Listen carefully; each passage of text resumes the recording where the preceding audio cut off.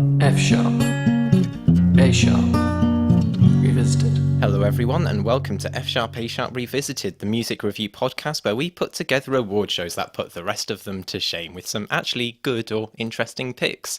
I am Joe, the music critic supervillain, and with me is Nick, the blind third eye, and together we will reminisce over some music of 2017. It's the first annual F sharp A sharp revisited award show. I'm very I'm excited. hoping there will be many more. So am I. We're going to get started. I think so. Why wait? So, first up, we've got some genre awards. And first off is hip hop. I think we've reviewed more hip hop albums than any other genre, you know. I think so. I should have actually counted before I made that claim, but I'm It pretty sounds sure we about have. right. Yeah. And so first category we've got is, see, I was a little bit greedy because we did just do like best album and best song for each genre, but I wanted to be greedy and give two awards, one for best album for instrumentals and one for lyrics. So for best instrumentals, I've put Who Told You to Think by Milo. This will come into an award we had a little bit later, had planned for a little bit later on in the show, but I don't remember that album very well at all. I remember it very I well. remember liking it, but not. I don't have any standout moments on it that I can play back in my head. Okay. I should probably go back and listen to it. Yeah, well, for me personally, I love the cues he took from Glitchtronica, Bjorkian Electronica, and the way he translated that into a hip-hop setting really gave the album its own unique sonic identity, and I do enjoy listening to it from start to finish. I have liked Milo for a while now. Just his new album, I guess, is one I haven't had on my radar as much this year as I probably should have. Well, for me, despite my not particularly glowing review of the album, I thought best hip-hop album instrumentally was actually Big Crit's Forever is a Mighty Long Time. As well, I thought that it sort of sagged a bit in the middle because of the pacing. I think that the instrumentals throughout were very strong. Yeah. I'd also like to give the first shout out of this podcast to Jaden Smith because his instrumentals on his new album made it listenable if you ignore the lyrics. I think Okay. That's deserving of a bit of praise. I think that's fair. And then I also wanted to do best hip hop album lyrically because he's greedy. because I'm very greedy, and I wanted to just say that I thought Flower Boy by Tyler the Creator was a very lyrically strong album. And I agree. I would also say that his album is strongest lyrically of the year. A lot to contemplate on that album. It's a real maturing effort from him. Yeah. Really good. Yeah, and I very much enjoyed listening to it. I was surprised, and yeah, As it was very as good. far as the award for most complicated syntax goes, I think we could give that one to Milo. Yes, definitely. I don't know what half the words he says means. I'm going to assume that they make sense. Yeah, so do I. That's the best way to listen to it. If you had to give a best overall hip hop album, It would be Who Told You to Think by Milo. I enjoy listening to that one more than I do any other album. Any other hip hop album this year, so that's what I'd give it to. I'm going to give the first opinion of the podcast that Joe will strongly disagree with. I think that Saturation Free by Brockhampton takes mine for best of the year. I'll leave it there because if you listen to our last podcast, it will all end in tears if we carry on. Yeah. Okay. Well, let's talk about Saturation one then, because I would say that's their strongest, Saturation, and my favourite hip hop track of the year comes from that album as well. Milk. Same here. In fact, I think that might be my song of the year overall. Do you want to talk a little bit about it, about why it's so good then? It comes at a very good point on the album. I mean, the album starts off very aggressive and gets more mellow as it goes on, and this track is all about the various members and the struggles they have to face in their everyday lives, and it's about self-improvement, which is a strong theme on the album in itself. Very strong in this song, particularly with the chorus of "I've got to get better at being me. I've got to get better at everything." It's got some of the best performances on it. I think Merlin's in particular, and Don McLennan's at the end, both fantastic. And I think it's possibly the song I've listened to most this year. Yeah, I agree with all those points, really. Yeah. Yeah, it's a fantastic song. So yeah, moving on to alternative rock. There have been a lot of disappointing albums for me this year in alternative rock.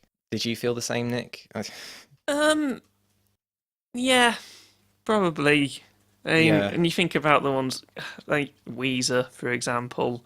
I yeah, know at the time I said I have strong opinions on like every song on the album. I either love them or hate them. Most of the ones that I thought that I loved, I've now decided I hate. yeah.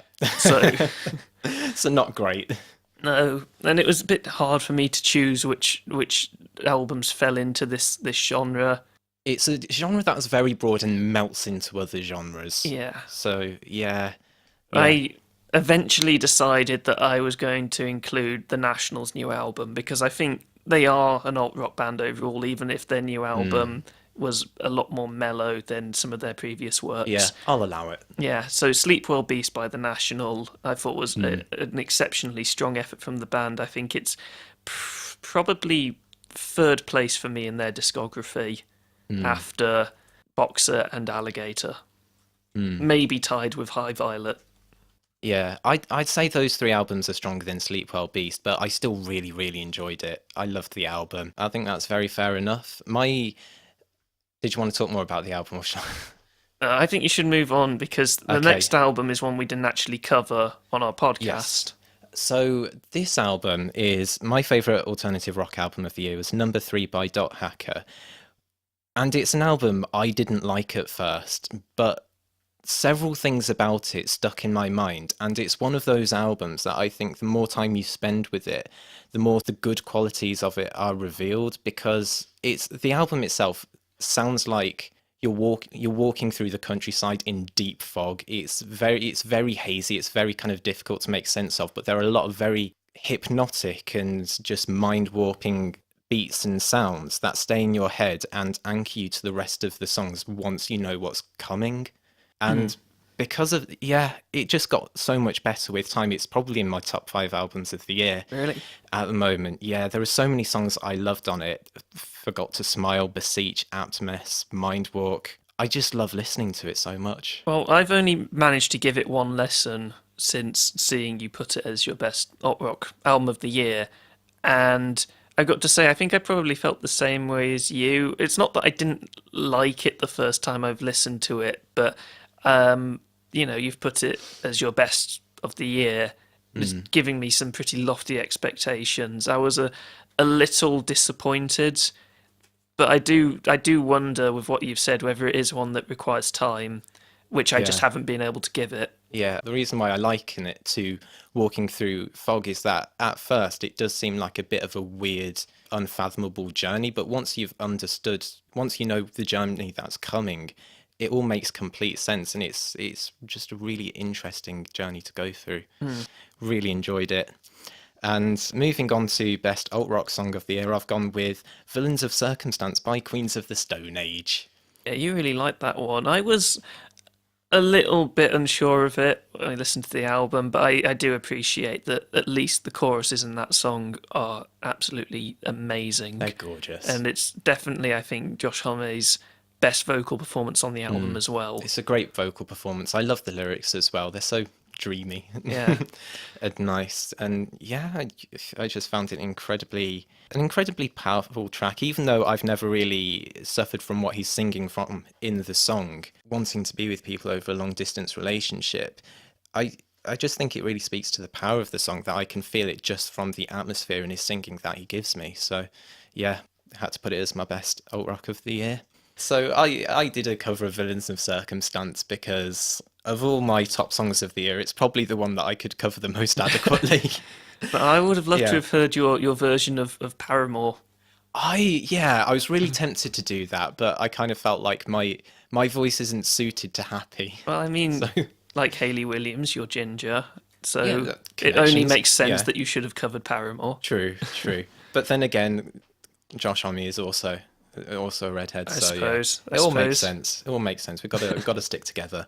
So yeah, I've done a cover of Villains of Circumstance that we'll put here, and I've done a bit of a different coda to the song as well, just to give it something a bit different. Hope you all enjoy it.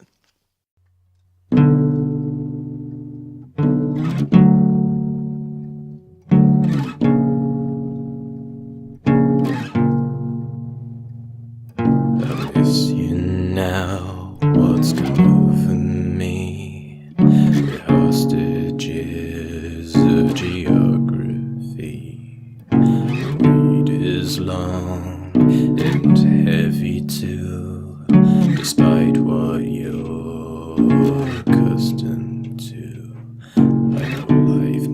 song, that's what scares me so. Have no intentions of letting go. Pull me up. No one in the world. I'd better do something. Move earth and sky, and patiently, sweetly, with all of my might, I sing only for you, to the beat of the footsteps of the night. Close your eyes and dream me home, forever mine. I'll be forever yours, always, evermore and time and always, evermore and time, always, evermore and time, always, evermore.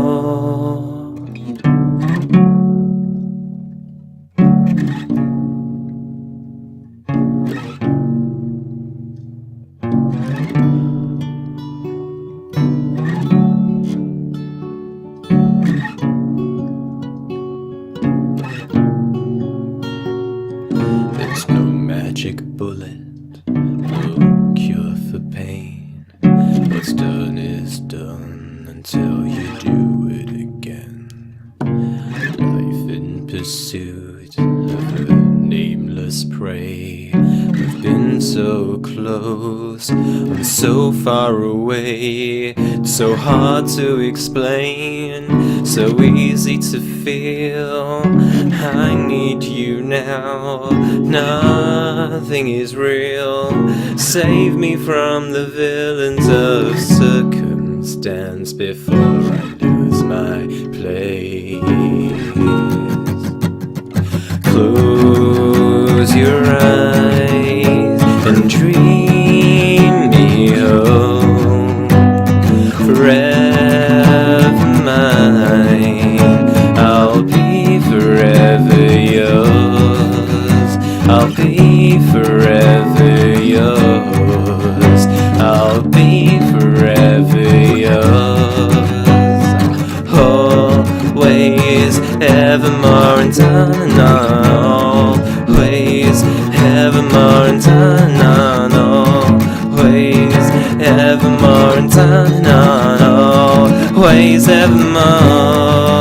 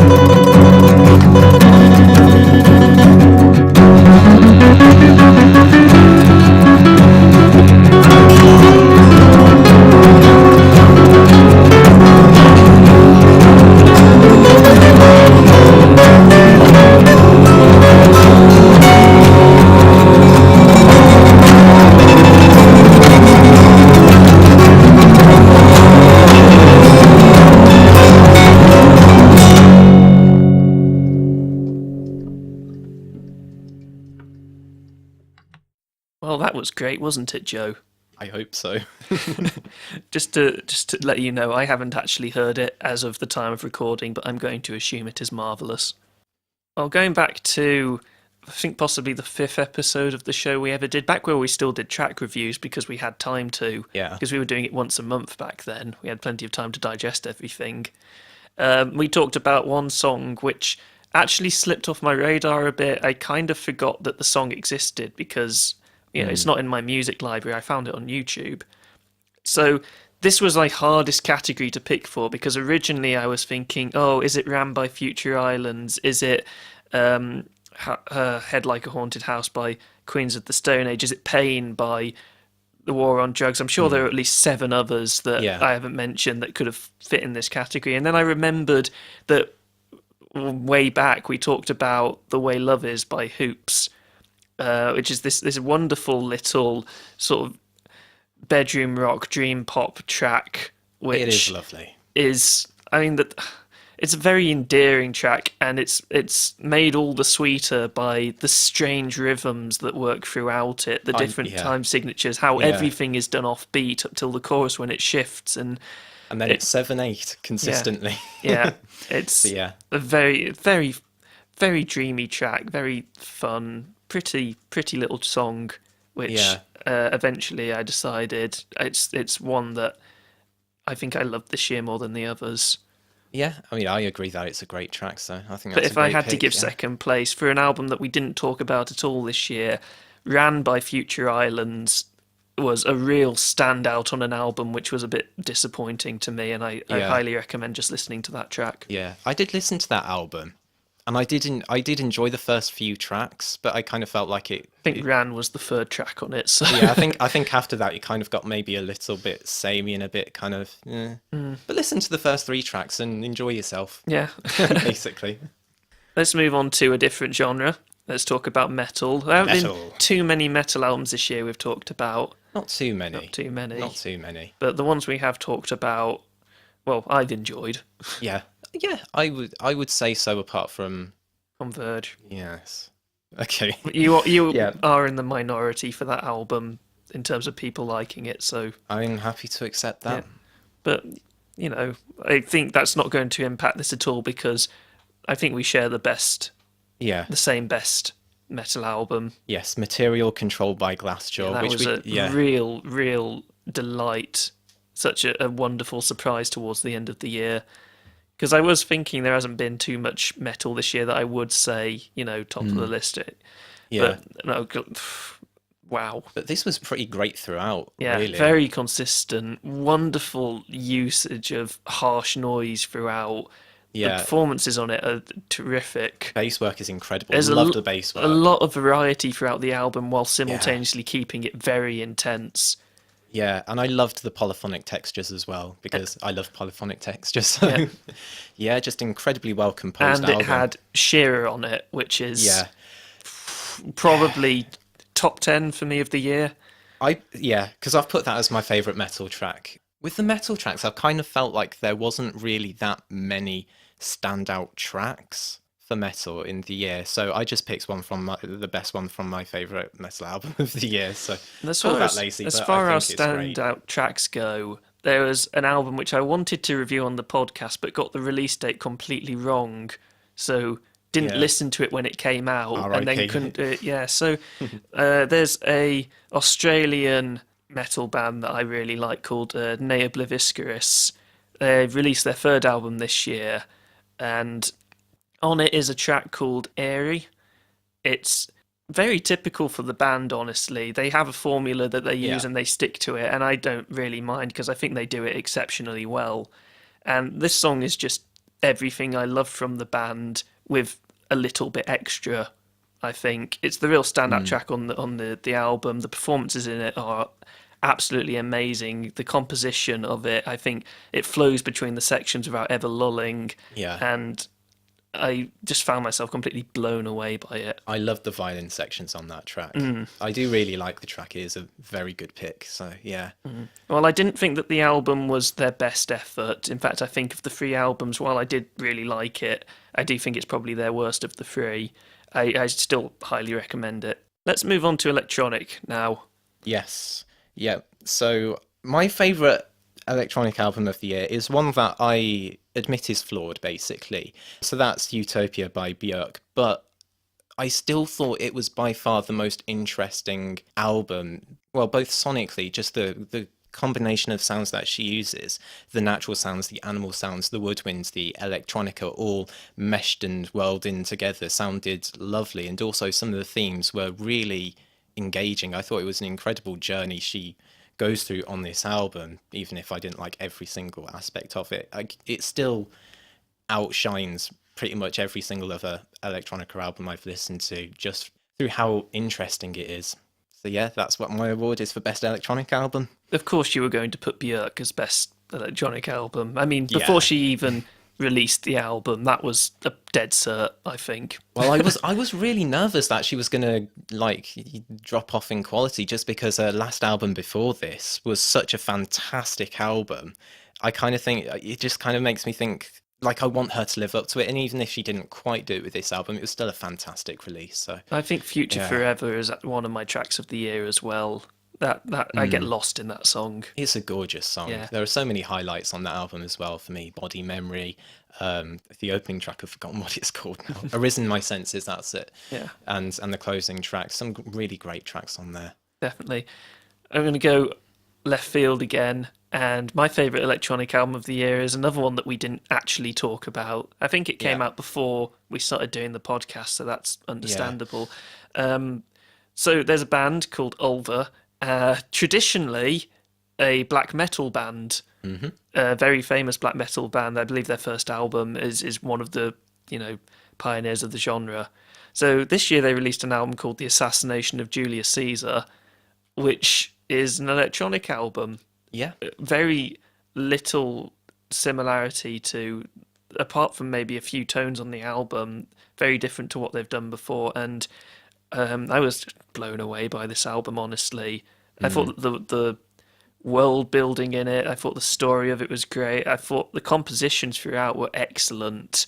And with an album which is sort of as dark as this, as not monotonous or dreary, but very low tone, very steady. It never felt like it was dragging. It just sucked me in, and I was absolutely amazed, honestly. Yes.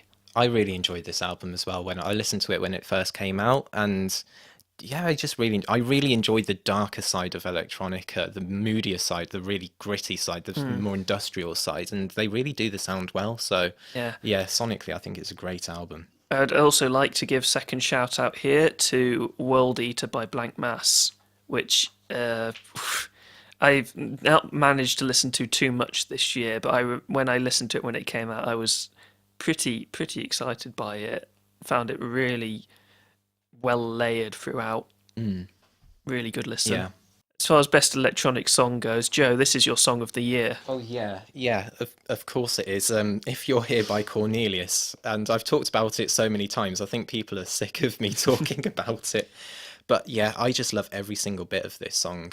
Literally every single beat of this song, I think, is perfect. Well, if you want a glowing review of this song, I can only refer you to Alex. I played the song to her, and she said, I believe along the terms of, I don't really like it, but I can appreciate it's really good. Ah. Is that what I said? Okay, that's better than what my mum. That's better than what my mum said about the song. I was playing it, and she walked in the room, and she was like, "Oh, this is rubbish." I said something like, I don't like it, but I can understand why someone would like it. Glowing praise indeed. I can only liken it to just like a glowing ice sculpture, just glistening in the sunset.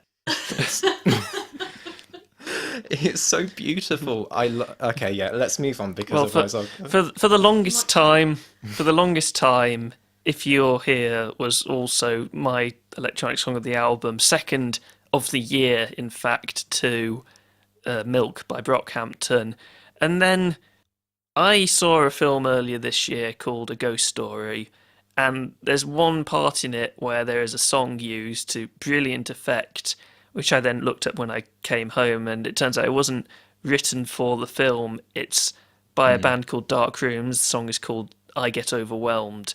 And it's another one that I sort of forgot about because I associated it with film rather than music. Yeah. And then listening to it again recently, I realised how much I absolutely loved this track. And I was trying to decide which one to put as electronic song of the year because it's very close, I will say that. And in the end, I picked this one for two reasons. One, you've already taken If You're Here. It's a bit boring if I talk about it again. Yeah, Second fair. of all, If You're Here has a weird ending for me. I think it could end about 10 seconds before the song ends and it would be perfect. Joe's shaking his head. That's understandable. That's probably just me. Anyway, this track is... Oh, I love this track. I love the use, like, with If You're Here as well, I love the use of blank space between the notes and how they get filled more and more as the song goes on. I think that the tones of all of the instruments are excellent. The vocal performance on it has a great high note at the end. And the way it just kind of just crescendos and descends. It makes me shiver. Yeah, it's a really well-structured piece of music. It's great. And even though it's 6 verses, there's no chorus, there's a slight bridge in it, it never sounds repetitive to me because of how well they layer the track and add in and take away elements of it as it goes on. And, ooh, just gives me tingles. Yeah. And this is the track that I foolishly decided I would try and cover. I hope you like my vocals. I'm sure they're going to be amazing.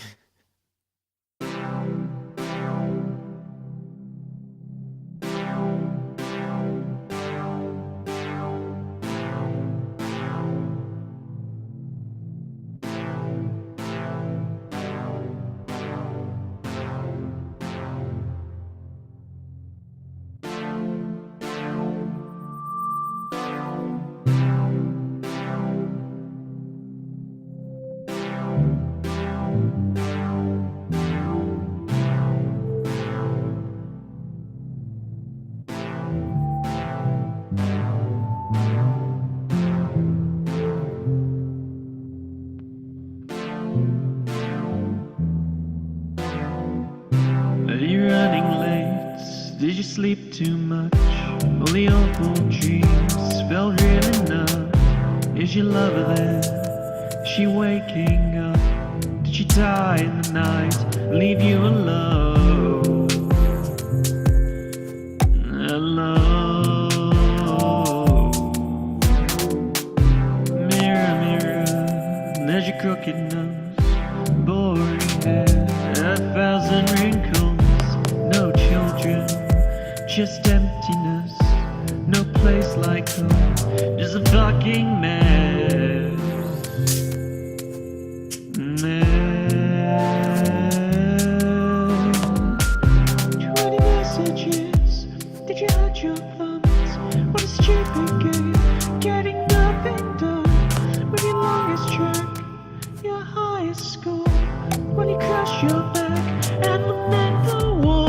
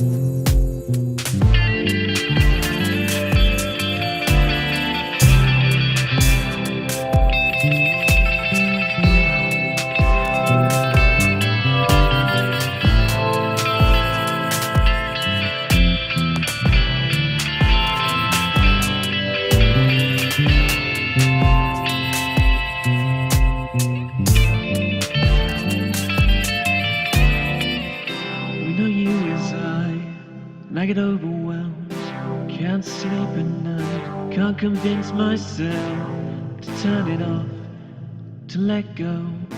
Gotta make sense of the fucking war.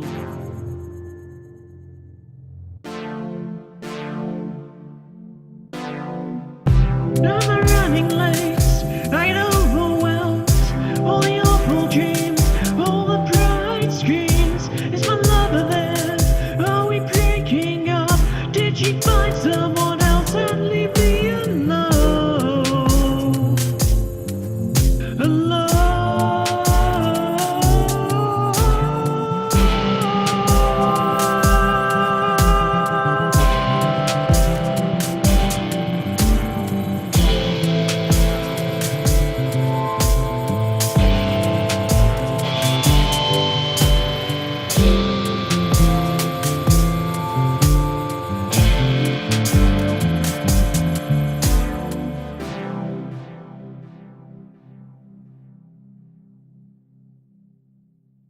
We definitely just performed that right now on the spot. I hope you all enjoyed it. Yeah, I haven't heard his cover either, so I have no idea what it sounds like. I'm sure it is fantastic. I hope And it it will is. leave us all floored.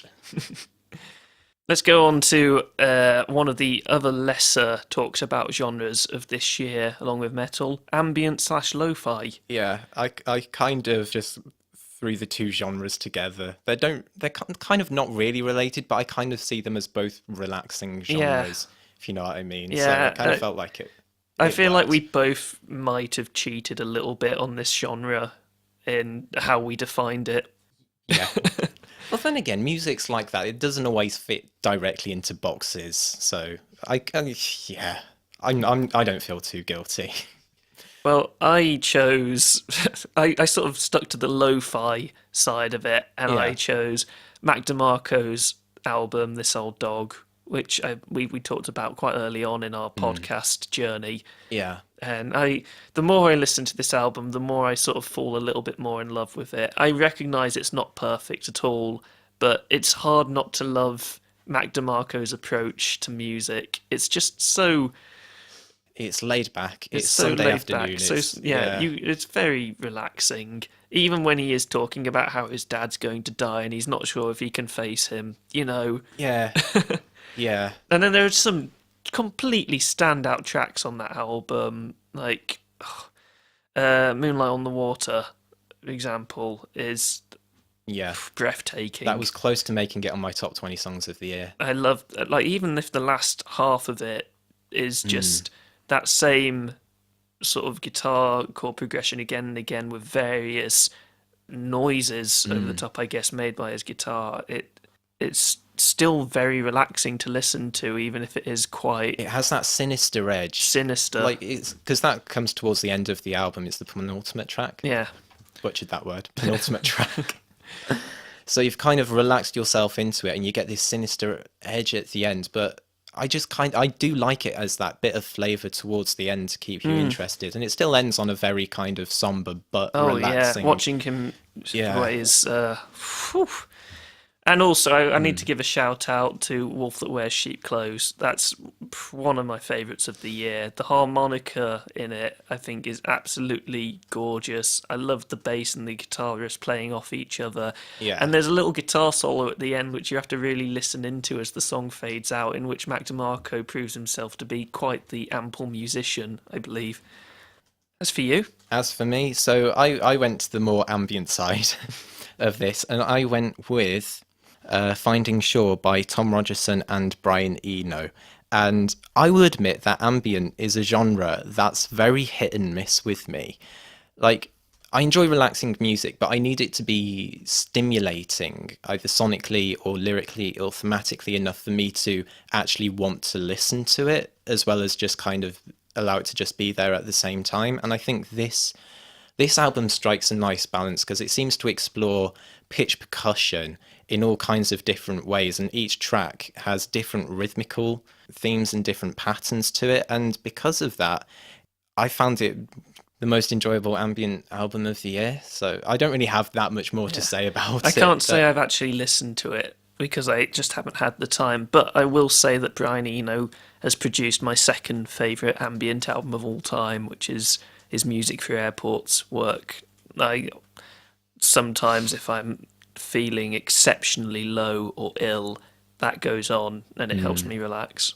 Yeah, yeah. The thing is with Brian Eno, with a lot of his ambient discography, I find them very hit and miss as well. But I like it when there's a bit of focus to it as well, and that's what I really like about Finding Shore. Excellent producer, isn't he? Oh, he is. So good. Brilliant. Go on to talk about lo-fi/ambient songs. Do you want to start? Yeah. So I went with Scientists with Fortet. We did shout out this band in like a we were going review. to do a full review of it, and then we realised that neither of us really had much to say about it. Yeah. It's it's good, but what else can you say about an album that's that sparse? Well, yeah. That's why it's difficult to talk about ambient music. But I do think this track, I love every aspect about this track. I love the Aphex Twin-esque beat. I love the reverse sounds. I love the vocalese. I love the brass elements that swell up to a kind of climax. It's almost not an ambient song. But yeah, I just found it an incredibly engaging track and soothing track as well. As far as best song goes for me, I was tempted to just choose a track off of This Old Dog again because there are so many great ones on there, and eventually I just thought, I'm going to go for something a bit different, and I decided to honour someone who I've been having quite a difficult time deciding how much I think of him this year. And I went with the final track on Jaden Smith's new album, Sire. Probably the most pretentious piece of music you'll hear this year, but my God, those tones on that song are beautiful. It's a great way to finish the album, for one, and I think occasionally you can allow people to just indulge in how pretentious they are. Sometimes I think if they get it right, I don't mind. And Jaden Smith, I wouldn't expect anything less from. Okay, I think that's fair enough. I mean, the album itself, it's trash because of how bad the lyrics are. But yeah. But yeah, no, I that really song, did enjoy that song is one of the few Sire. where the lyrics are okay, I think. Yeah, I agree. I probably wouldn't have put it as my pick, but yeah, I think it's fair enough. It is a gorgeous track. Moving on to pop. Do you want to talk about the album, the very first disagreement we ever had on the show? Yes, Hopeless Romantic by Michelle Branch is my favourite pop album of the year. Our infamous review of it, where I gave it a glowing standout review, and Nick was like, it's all right. 7. Light 7, maybe. That's not even a bad score, but, No, I obviously saw a lot more in the album than you did. It's one of those ones where I could appreciate it while I was listening to it, but as soon as I stopped listening, I couldn't remember anything from it. There wasn't anything that particularly stood out to me, though while listening to it, I will say I did enjoy it. Yeah, well... And Fault Line was a great track. I love Fault Line. But yeah, I really enjoyed her portrayal of a tumultuous relationship in that album, with each song bringing a different facet to it. And I like how it kind of almost plays like a character study, so I can play armchair psychologist while I'm listening to it. So yeah, I just liked how complex the relationship turned out to be in the album, because I think in so many albums of this genre, this kind of singer-songwriter genre, where you're feeling like you're trying to get to know this person who's singing, like with so many other artists, you just feel like they're completely personalityless, or they're just putting it on. Whereas this, it was believable and it was interesting. So I really gravitated towards it, and I think it deserves my pick for pop album of the year. Very good. I think my pop album of the year was a very big surprise to me, and it's one that came to be my favourite pop album of the year through being made to listen to it every single time I was sat in someone's car. Alex, thank you, by the way. So my pop album of the year is After Laughter by Paramore. As it should be. The more I've listened to it, the more it's grown on me. Even the tracks that I originally thought were filler have really grown on me. And while there is one track which I still have problems with, I think overall it's an exceptionally strong release, and probably my favourite from the discography of the band.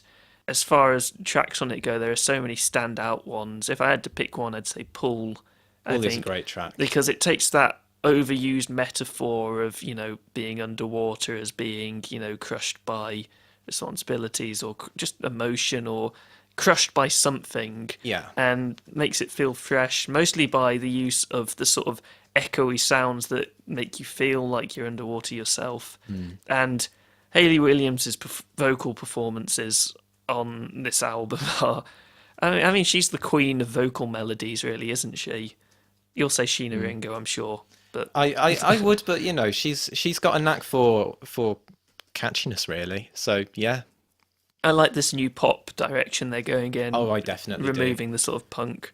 Because I Not, think they were not getting to say I didn't yeah. like their old work. I just think that this is much more what they're suited to. Yeah, there's plenty of good stuff on Riot, but I think as they were getting on with the sound, it was getting less and less kind of interesting for them. So I really liked their reinvention as a more straightforward, infectious pop band. I'm going to see them in 2 weeks. Oh, really? Yeah, Alex is going to. Oh, I hope you enjoy it. I hope I do too. I'm sure I will. So my favourite pop song of the year was from this album, which is Hard Times. Hard Times is an excellent lead single. It's it's so infectious. It's so summery. It's so danceable. I don't dance to music, but I probably would to that song. And I just love how enthusiastic it is, and it doesn't stop with its enthusiasm, with its rhythms and its energy. Yeah, fantastic song. If you want to know more about Joe's opinions on this song, you can check out his video of top 20 songs of the year on his channel, Mr. Muktij. Yes, this made, spoilers, number 4. So very, very high, actually, very high. Surprisingly high, actually. I didn't think it would, but it's one of those songs that the more I think about it, the better it gets. So, you know, that's a great thing.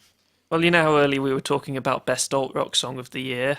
And I decided Hoops, and second would be Future Islands by Ran. I might have cheated a bit and put it as my best pop song of the year, because it really is that good. Oh, Yeah. The vocal performance on it in particular sticks with me. I think that his vocals in the chorus is possibly, maybe the best of the year. And it takes everything that Future Islands does well and puts it into one song. Yeah, and I will add really nice use of drums as well. So, yeah. I mean, Future Islands do follow the same formula on just about every single song they do. I just think they did it better here than on some of their other songs. Let's talk about, jazz and blues. I'll just go straight ahead and say I don't think I've listened to a single jazz or blues album this year. Of which I'm very disappointed, but it is what it is. I was intending to listen to Drunk by Thundercat. I just didn't get around to it. But I will say my opinions on that album. It has nice bass work. Yeah, you already know that. Yeah, without listening to it. So this is an album. I mean, it did get generally a very positive reception, but there were some people who didn't like it, which I understand. But it's another one of those things where it's...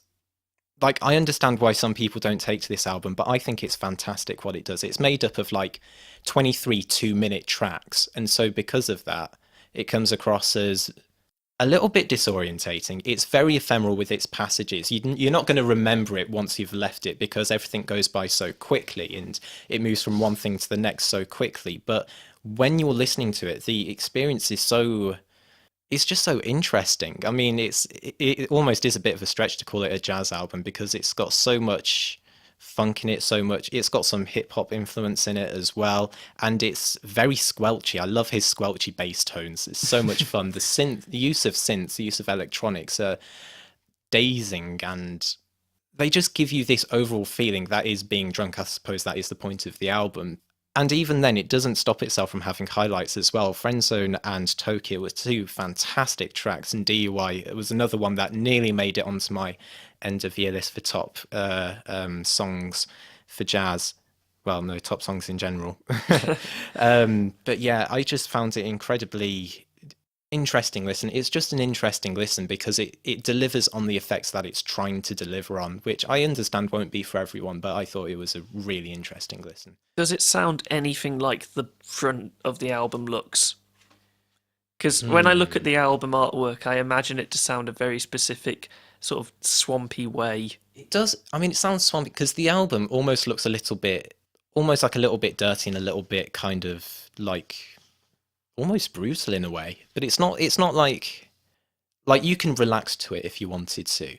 You kind of sit there and just allow yourself to go on this journey that Thundercat's taking you through.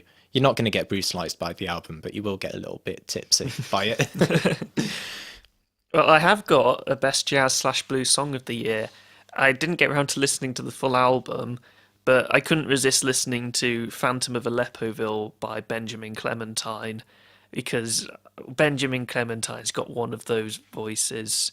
When it was snowing last week and I was very cold walking to work, I made sure to put it on in the hope that his vocals would melt the snow Yeah, because his voice is it strikes through everything. one His of the voice does. one of the best things about Gorilla's album this year, in fact, was Benjamin Clementine's performance Oh, on yeah. Hallelujah Money. But Yeah. I digress. Going back to Phantom of Aleppoville, I just think it's strong throughout. I think that it's a very interestingly composed piece. The lyrics that are performed by his beautiful vocals are quite striking, and the way he delivers them makes you feel very uneasy, I think, because of the subject matter.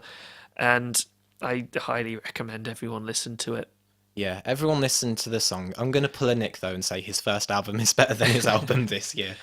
But no, definitely check it out. It is a great song. Great song. But my favourite, I went for something a bit different for my favourite jazz song of the year. You Know Who You Are by Courtney Pine, which is... It's a smooth jazz song, and the way I evaluate smooth jazz is, after having listened to it, how far sunk back in my chair am I? And I was nearly melted by the end of it, so there we go. That's pretty much all I have to say about it. Just fantastic small band smooth jazz. I'll have to listen to it sometime. How about experimental genres? Yes. This is sort of your forte now. My All fault. things experimental. Well, you go with your pick first. Well, my pick was... I'm not sure how much this would be counted as experimental. I think for most people it would, so I've included it. You've got Joe's favourite album of the year, I'm sure, Planetarium by the various people. The various people. Stevens, Desner, Muley, and McAllister, is that right? Yes, Yeah. well done, Nick. I mean, I'm not sure what to say about this album that Joe wouldn't say better, is the thing. I know, Joe, you haven't chosen this for this section because you don't class it as being experimental enough. It is experimental, but there are albums that are more experimental that I kind of see as the experimental category. Like, I'm not trying to say that everyone else is like a complete normie and this is, basic stuff, because it isn't. Planetarium is incredible with what it achieves. I'm just going to say, yeah, I'll count it as an experimental album.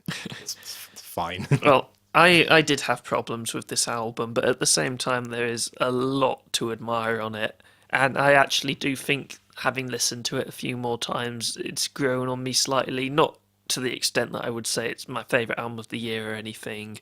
But for a start, Sufjan Stevens' performance on it, his vocals, have never been bad. They never will be bad. And I think at times on here, they're the best they've ever been. Okay, let's talk about Jupiter. Because I think Jupiter pretty much epitomises the best things about this album. It's my second favourite song of the year. It's absolutely spectacular. I It's- love it. There's so many great ideas thrown into one track. It's got such dynamic range throughout, and I am always completely shaken by the brass at the end. After the soft sections, the glitchy sections, the loud sections, and then the even louder section at the end where the brass comes in. Yeah. And you really feel the size of Jupiter, the enormity of it, and the themes in the song just hit you. Yeah. I still remember when I first listened to this track, because it comes in with these very soft but kind of they're impactful, but they're quite soft electronics that come. They just bring this sense of clarity after the first track with all its strings and kind of watery rhythms and vocal melodies. It just immediately gives you this sense of structure, and it's when those electronic drums came in that I realized that this track was something special, that what it was communicating was spectacular. So yeah, fantastic track. Do you want to talk about your now second favourite experimental album of the year? I've gone with Dawn Chorus by Hidden Orchestra, which again is easily one of my favourite records of the year. It's based entirely on a chorus of birdsong, but then how percussive electronic and orchestral elements can imitate the textures of it and weave in and out of each other. And I just thought it was a masterful composition. I found it endlessly interesting to listen to. It sounds interesting. That sounds exactly like my sort of thing. Yeah, I loved it. There were some people who found it a little bit unimpressive, but I loved it. I loved it. And I think with an album like this, you're not getting structure, you're not getting melody. In a lot of ways, the rhythms you're getting aren't the kinds that are very straightforward, so it kind of almost feels like you're not getting rhythm at times. But the atmosphere and the craftsmanship of it, I thought was fantastic. It's the kind of thing I love listening to. So yeah, I'm putting that as my favourite experimental album of the year. What about songs? I think I guessed what your favourite experimental song would be before I read it, and Well, if it's not going to be Jupiter, it's going to be Cheval by Igor. possibly the most fun track this year. I love this track so much. I showed this track to one of my work colleagues because she wanted to kind of see what my music taste was like, because she knows that I do a few music reviews and that kind of thing. I told her about the podcast, and I showed her this song. And she looked up at me afterwards and she was like, "Joe, that was bloody awful." Did she at least like the head-banging horse in the video? I didn't ask, but I think this song is nothing short of spectacular. The accordion playing is mesmerizing. It's brilliantly articulate. It's so complex. It's so skillful, and it's so maniacal at the same time. And all of the performances on it are absolutely spectacular. Yeah, That every single member gets a chance to shine. yeah. You've got mandolin. You've got bass guitar. Some really great bass work in Oh it. yeah, the triplet flourishes on it are. They're gorgeous. I don't know how they do them. I wish I could play instruments like they could. And then the vocal performances, as kind of outlandish as they're designed to be. I mean, there's one. You get the very hot, heavy, harsh vocals, yeah, Yeah. in various different styles, deep and guttural and quite high pitched shrieks, and then you've got the the very sort of European choir like Yeah. performances. It ends with a sort of operatic turn by a woman holding a dog. It's so much fun. I don't know what more to say. I mean, it's a bizarre 3 minutes, but that's You've got what to I love find about you've it. got to find the funny in it, I think, to appreciate Yeah, it. I If you think- go yeah. into it as a serious listen, you're going to hate it, I think. I think, yeah. If you allow yourself to be taken in by how absolutely bizarre it is. Yeah, but that's the thing. I love bizarre. I love humorous. So this did it for me. To be honest, the first time I heard it was within the context of the album. So I think I was like, I knew to expect it. So I didn't. I was just like, Nick. You had it Here's as a a track. track review of the week, and ooh. Oh, my experimental song then is not from Planetarium. It's from an album which I thought was flawed, but this song was by far the best on it for me, and I think we did a track review for it as well, Yeah. which I've already talked about it. Time to Live by Ariel Pink. Now, I thought Ariel Pink's last album, Pom Pom, was spectacular. This newest one was a little bit underwhelmed by wavy. at points. It's very wavy, but this track is fantastic. It covers so much ground throughout its length, and it never drags.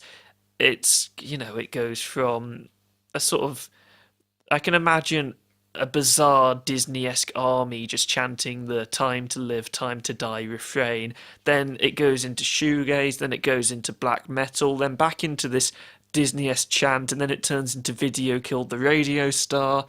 And it's simultaneously terrifying and incredibly fun, Yeah. I think. A real standout on an album which had its fair share of low points. Yeah, it's a great track. I agree, basically. Let's talk about folk and country. Yeah. You've put in our document, lol, as if I'd give an award to a country album. You want to start off? Okay. Well, are you asking me to justify that remark? Or... Yeah, I want you to give an award to a country album now. No. What's your Okay. favourite Taylor Swift album, Joe? Do you prefer her country days or her pop days? I prefer neither. I prefer. Oh, to be honest, I'd probably prefer pop over country. All right. Oh, Nick's face then. He was like, oh. Well, I'm a little okay. I'll go out here and I'll just going to give a different category award quickly. I wanted to do best EP of the year. I'm not sure how many you've listened to, and also whether you would want to reveal it on this show. I didn't know if you had plans on your own I channel. didn't. I've only listened to like 2 EPs this year, so. So my favourite EP of the year is sort of a country release. It's a Midwest emo / country release by one Max Grazier, who I wouldn't be surprised if no one in the UK had heard of. One of my favourite groups is American Football, and I came across someone who had tried to do a pitch perfect recreation of their song Never Meant and did a very good job, and his name was Max Grazier, and I looked on his Bandcamp and came across his EP that he released this year called M for Maisie. It's only 3 tracks long, it's very short, the songs aren't that long in themselves, but I think his choice of instruments, how he layers them, his vocal performance on it being quite vulnerable, and the choice of lyrics being very, I mean, they're not heavy in the slightest, they're very, schoolboy problems-esque, but he never makes a big deal out of them. He never sings them and talks about and in a way that makes you think, oh, woe is me, anything. It's just an absolutely delightful release, and I've listened to it more times than, well, I mean, it's only 3 tracks, so I feel like I have an excuse to listen to it a lot. So I think I've actually probably listened to it more than my favourite album this year. Oh, fair enough. Also, the cover has a dog on it. Aw, I might even check it out. Okay. Let's go back to folk / country album. I'm guessing you're going more for the folk element of that. Yeah, I'll get this over quickly because I know Nick very much disagrees with me. I don't on this very one. much disagree with you. I just slightly disagree with you. Blue Rose Code, their album, The Water of Leith, I thought it was the most gorgeous album I've heard this year. I loved the textures, I loved the performances, I loved the incorporation of jazz on certain tracks.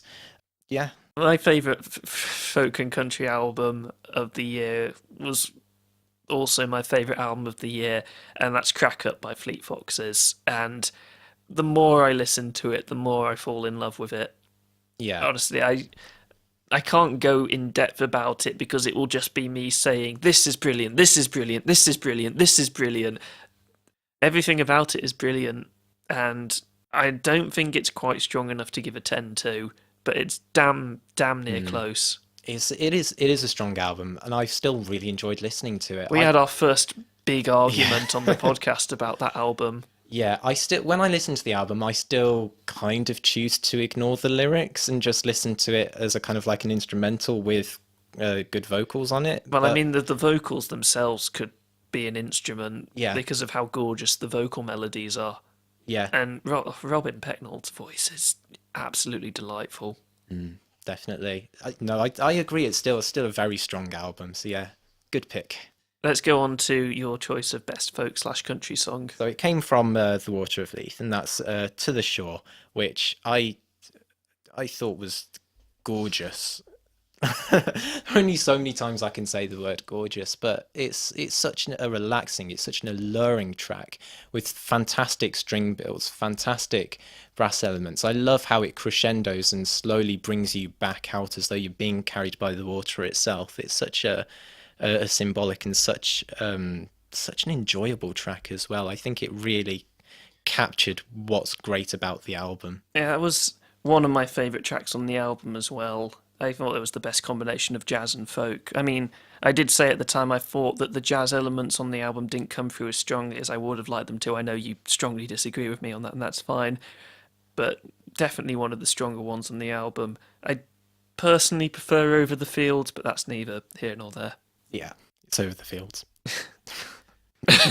My favourite folk / country song of the year was very close because I think that I'm All That I Need from Crack Up is absolutely terrific, as is 3rd of May, as is Crack Up. But in the end, I went for a choice which I was shown to by my dad. So there's a group called Offer X, Now, Offer X are probably not very well known, but they are the culmination of the Decemberists and Olivia Cheney, reasonably famous folk rock band from America, and the famous folk artist Olivia Cheney.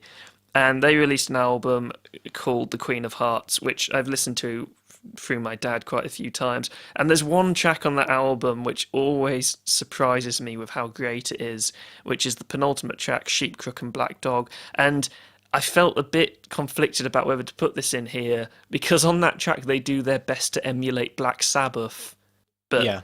in a folky way. And I would never expect it to work, but it totally does. And the vocal performance on it by Olivia Cheney is absolutely stupendous. And it's amazing how ungimmicky it sounds to me. The combination does work really well. I can confirm that. I was perhaps a little less enthralled with it, but I do think it was a very well put together song. And I do like the Decemberists. I'm glad they went up to Olivia Cheney and said, "Can we be your backing band?" Aw. Which I thought was quite nice. So we've talked about the best things of the year. Do you want to have a quick stint into the worst things of the year before we go back and talk about some good things? Yes, let's have some worst ofs. Oh. Oh. Right. Worst albums of the year. Joe, you start us off. Okay, so I did try to order these three. They're basically all garbage. They're all terrible. But I've decided to try and order them. My third least favourite album of the year is Younger Now by Miley Cyrus. Okay, so this is the dullest thing I've heard all year. I mean that very sincerely. Like, I would have put this as my pick for most forgettable if it weren't for the fact that I remember how much of a trawl it was to get through. It was like 4 15-minute chunks that I had to just to digest it all. I don't think country pop has ever tasted more like cardboard. So I don't have a lot more to say about it because I didn't listen to it again in prep for this. I listened to it twice back then, and I listened to a couple of songs again, and I just couldn't. So yeah, that's my pick for third least Do you want to favourite. do all your three now, or do you want me to do my third pick? Yeah, go on with your third. Okay, well, you'll be happy to know that Gizmodrome are no longer in my worst three of the year. Yes, They we have got been- number 4. They have been kicked out because I have listened to well, I listened to one album which you've been telling me I shouldn't listen to all year, but at the same time you kind of wanted me to, which is by Machine Gun Kelly, his album Bloom. But that's not what's made it into my top 3, even though that was the most boring album of the year for me. Yeah. My third worst album of the year is Eminem's new album. Oh, it's Because stomach churning. It is Oh. honestly one of the most god-awful things I've ever heard. I think back to when Eminem was good, and Yeah. now I think he's sort of realised he's not as relevant anymore. The things he's trying to talk about aren't things I think he's particularly comfortable with. I think it's more things he feels like he has a duty to talk about. And Yeah, it does come across on the album. It comes across as very by the numbers. if we were going to So- choose worst production of an album this year, this album would get the number 1 because, oh my god, every song on it sounds so half-arsed. Sounds so bad. And okay. the songs where he's using samples, he doesn't use them tastefully. He gets a song and then he raps over it and makes the mixing worse. Okay, so let's talk about one of the easily one of the worst songs of the year. Reminds Me. Oh, don't remind me. Don't remind me. Okay, sampling I Love Rock and Roll. What an absolutely terrible idea. and it doesn't even flow. The way that he chops it up in the song, it feels bad.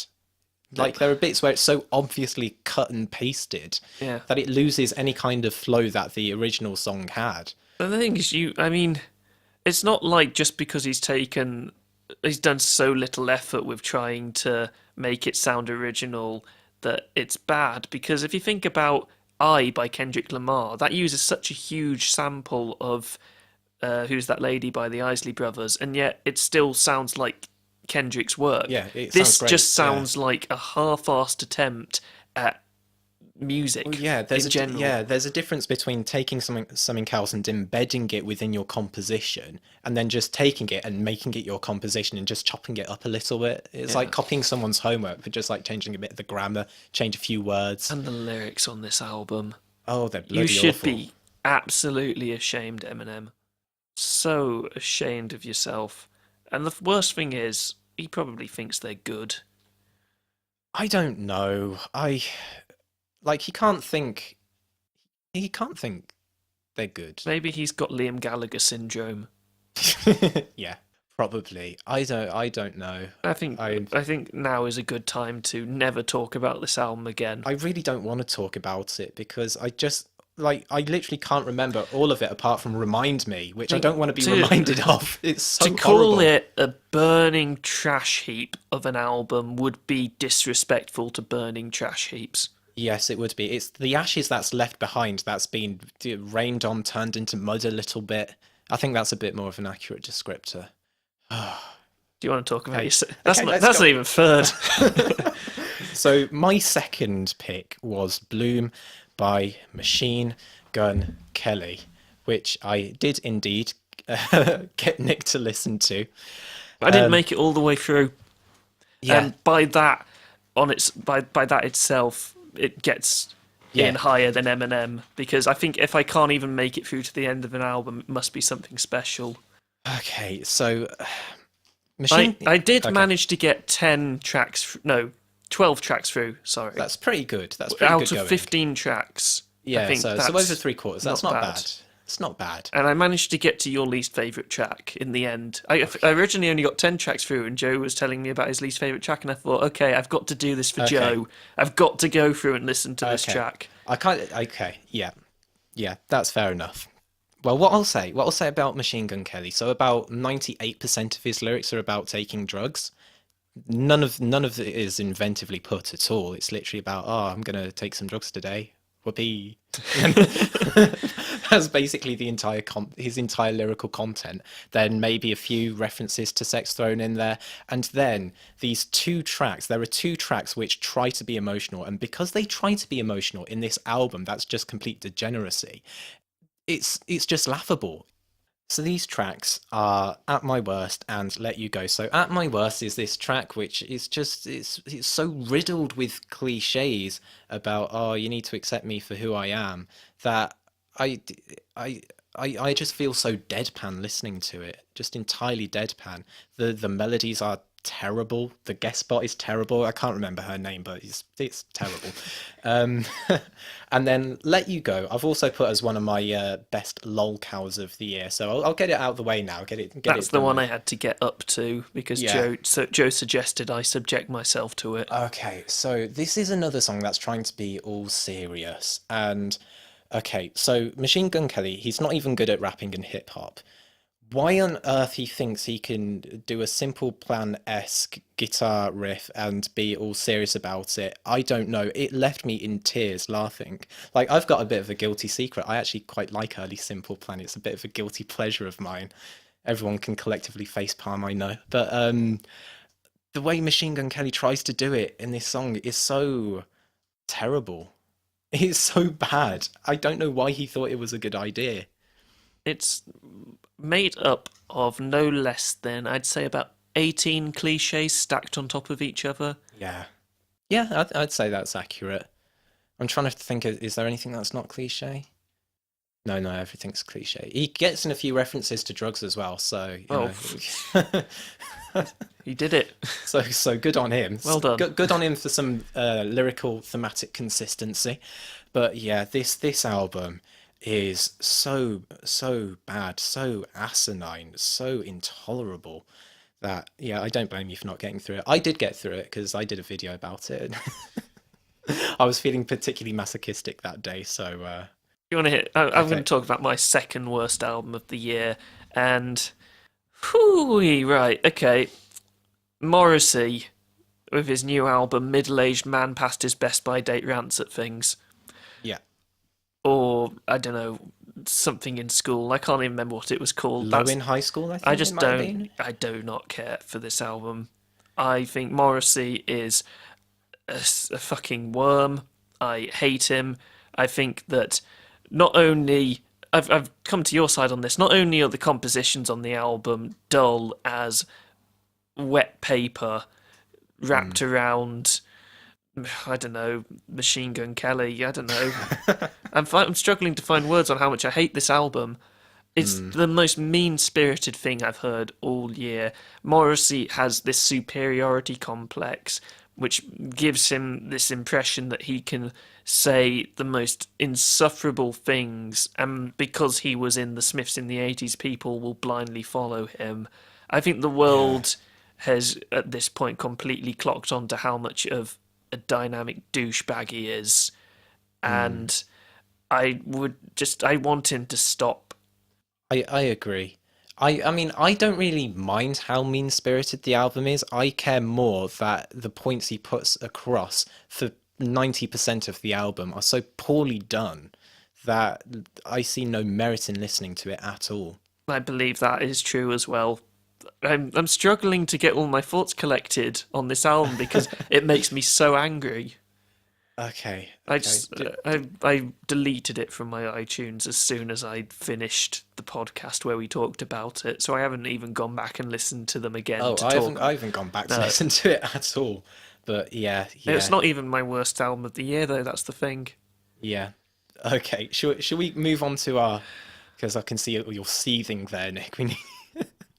We need to move on. So, my least favourite album of the year. Did you get a chance to listen to it, or no? Because I was too busy listening to Machine Gun Kelly and wondering what I'm doing with my life. Okay, so this album is definitely worse. In fact, I'm going to force you to listen to this afterwards at some point, because "Kids in Love" by Kygo is everything, and I mean everything wrong with EDM. The album, it's so.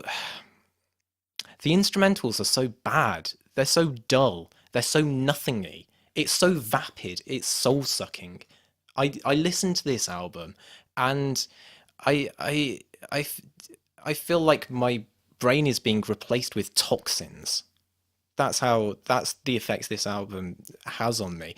And on every single song, there's this effect where it fades in and out every 2 beats, which is so bloody obnoxious. So even the hooks are asinine because he gets like guest vocalists to do singing spots. The lyrics are so nothingy, so absolute nothingy. It's supposed to be like this, partying dance albums, and the lyrics are as bad as they're worse than you'd expect. They're worse than you'd expect, and the hooks are so like I don't remember any of them. I try to rinse them from my memory completely. I think this album scarred me a little bit, to be honest.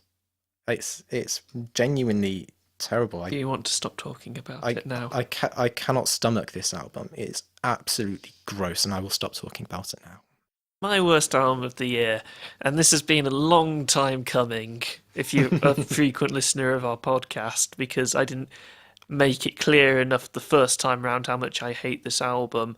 Katy Perry with whatever her album was called that came out this year. I don't remember. I don't want to remember. I don't care. I want this album to not exist. I mean, with Morrissey, at least I managed to get through the album. This one, I think I got halfway through, and I just couldn't. I listened to it again, and I didn't get halfway through that time. This album is just awful. Awful, awful, awful. I mean, I feel dumber for having listened to this album. I feel like I've been taken back a year of education from how awful the beats are, how terribly every song is constructed, how rubbish the lyricism is. That's the education. Exactly. How much Katy Perry just seems to not understand anything. There's so much to her lyrics that just doesn't work. The themes she covers just don't fit with how she presents her lyrics. And it even bleeds into her music videos. Swish Swish, which is your least one of your least favourite songs of the year. Okay, this is my number one least favourite song of the year. We'll talk about it more in a second, but we'll talk about the video for now, in which she completely misunderstands meme culture and makes herself look like a first-class prize idiot tool in doing so. It's Yeah. Yeah. This album is trash. If you like it, you're wrong, and I have nothing to say to you. Yeah. I actually liked it a bit more than Nick did, but it's still trash. So yeah.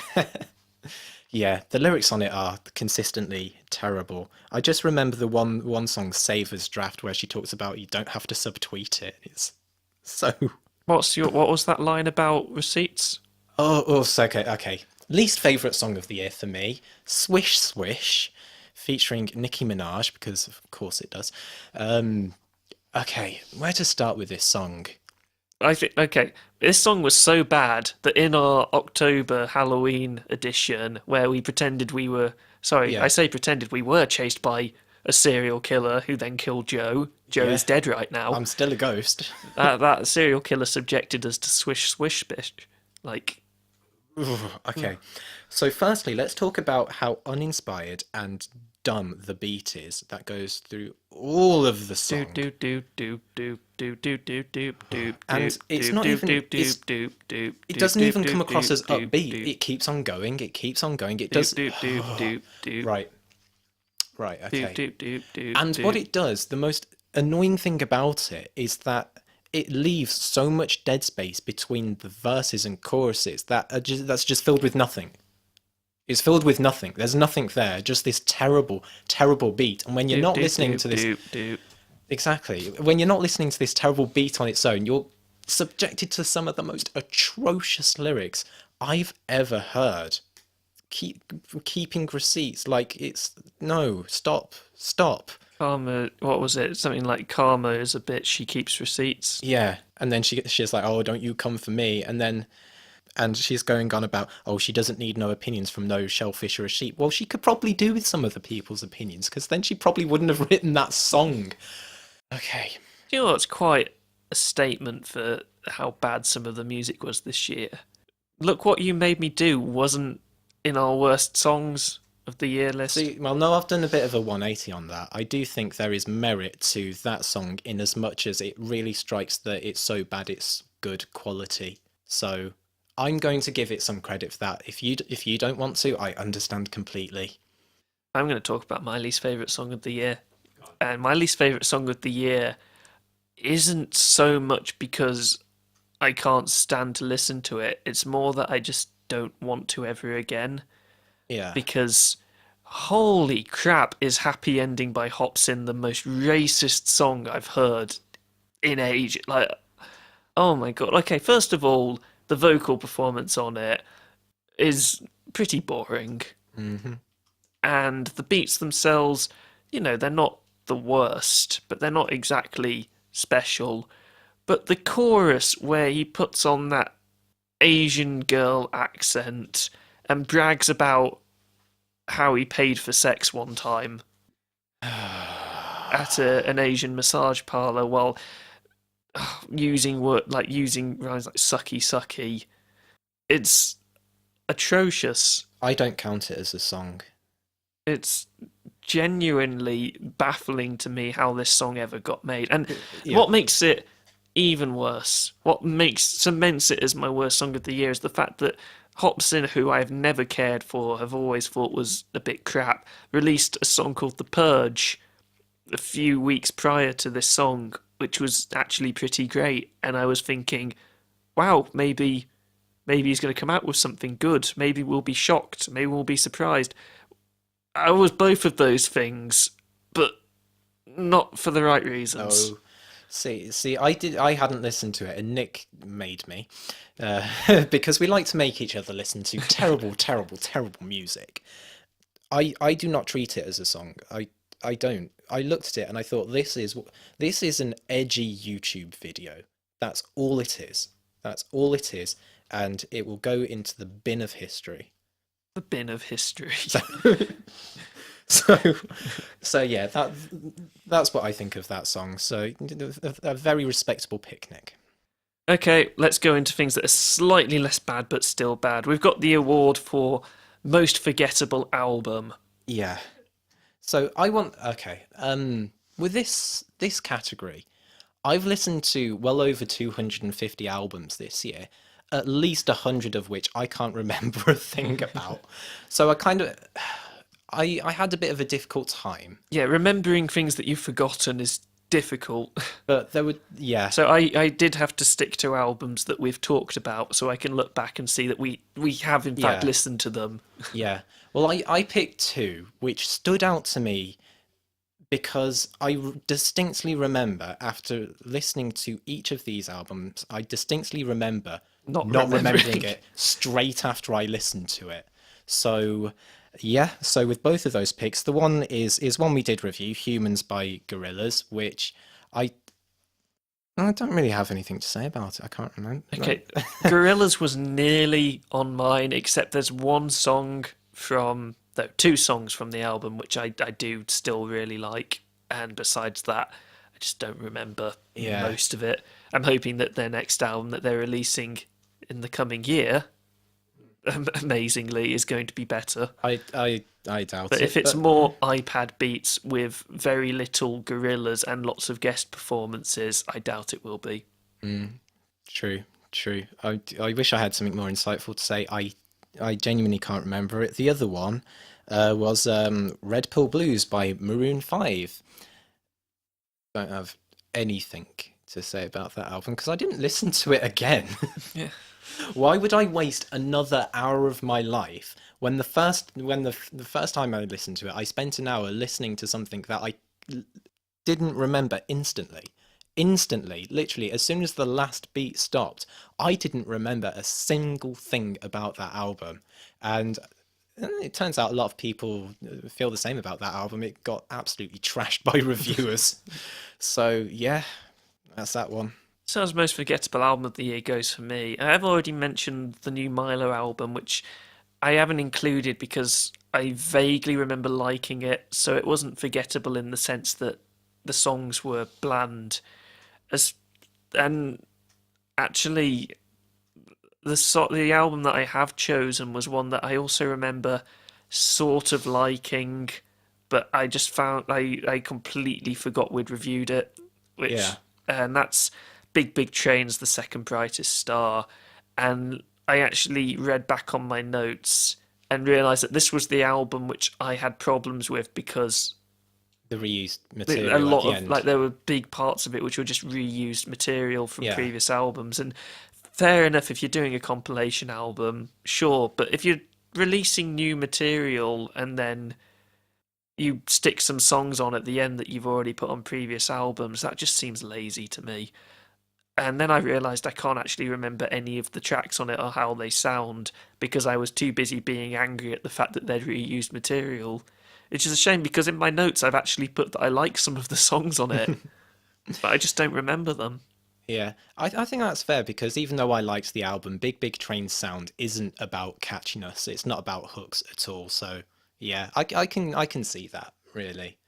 Moving on to most disappointing listen of the year. This is the album which we might have had high hopes for, or we expected to dislike and disliked even more.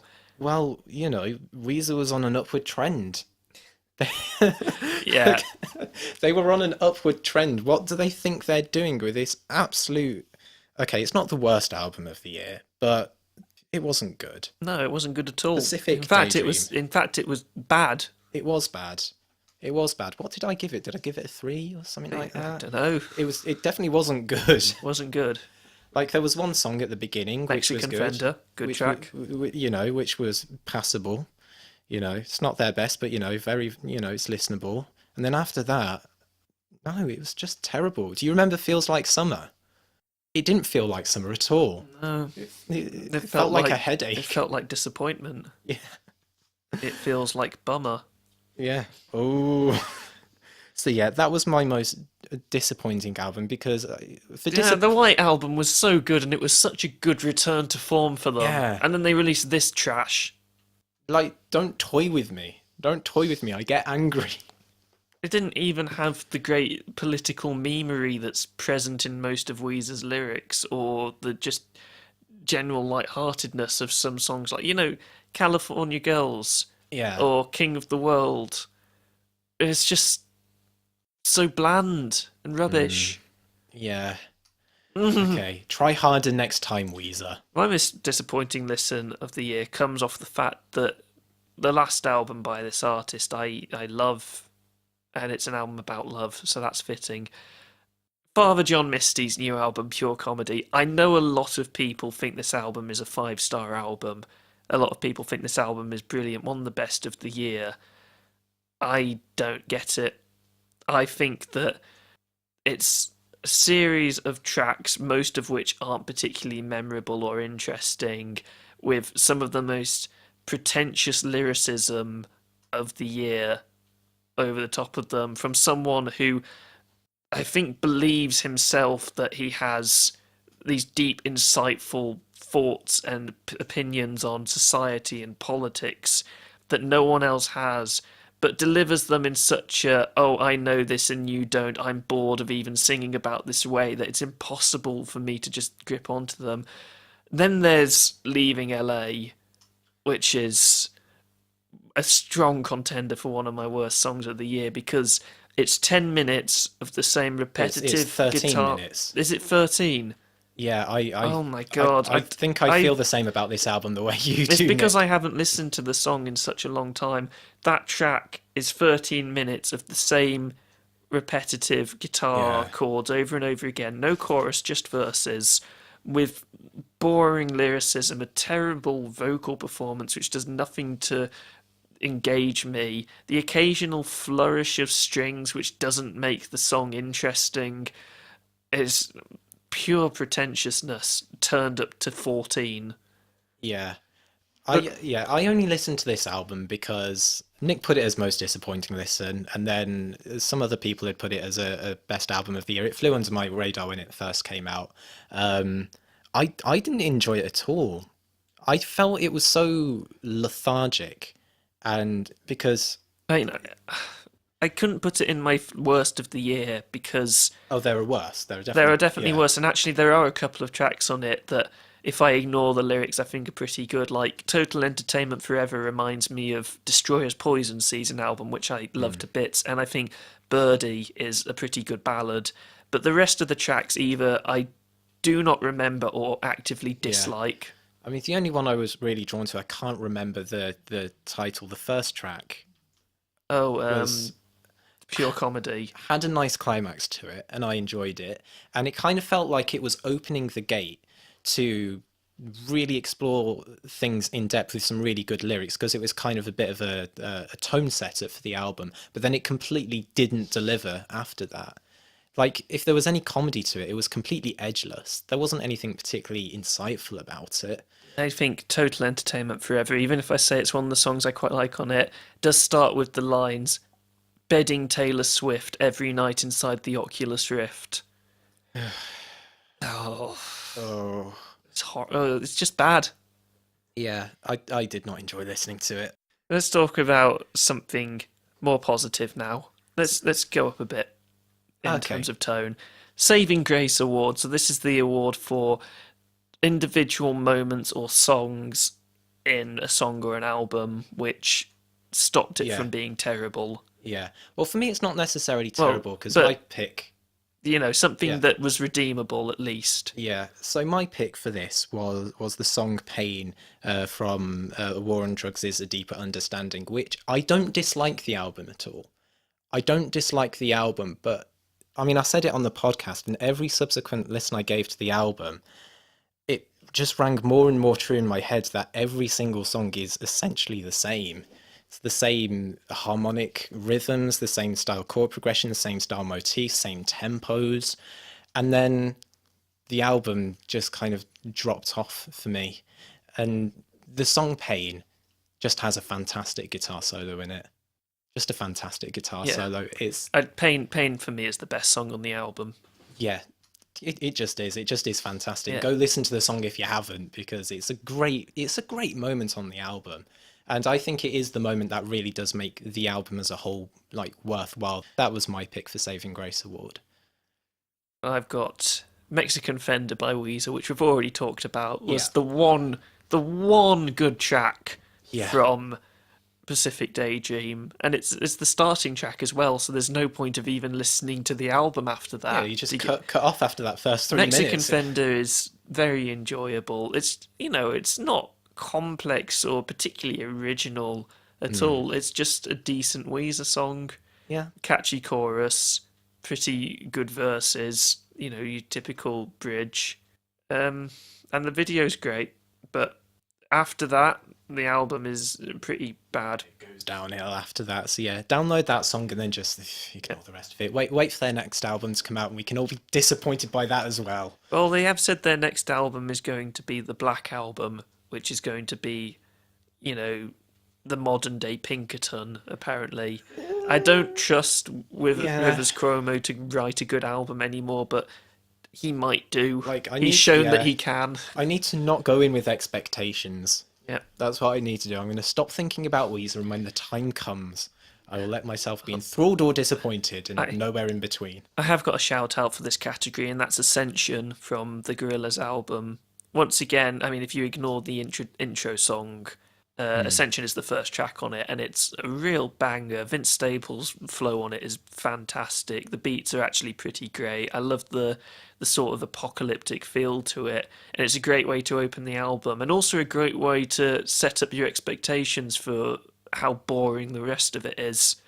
I mean, Andromeda's pretty decent, and Benjamin Clementine's vocals on Hallelujah Money, but that's right at the end of the album after you've had to endure the other, 15 tracks? So long as well. Yeah. I mean, I don't personally remember the track, but I'll give it to you, Nick.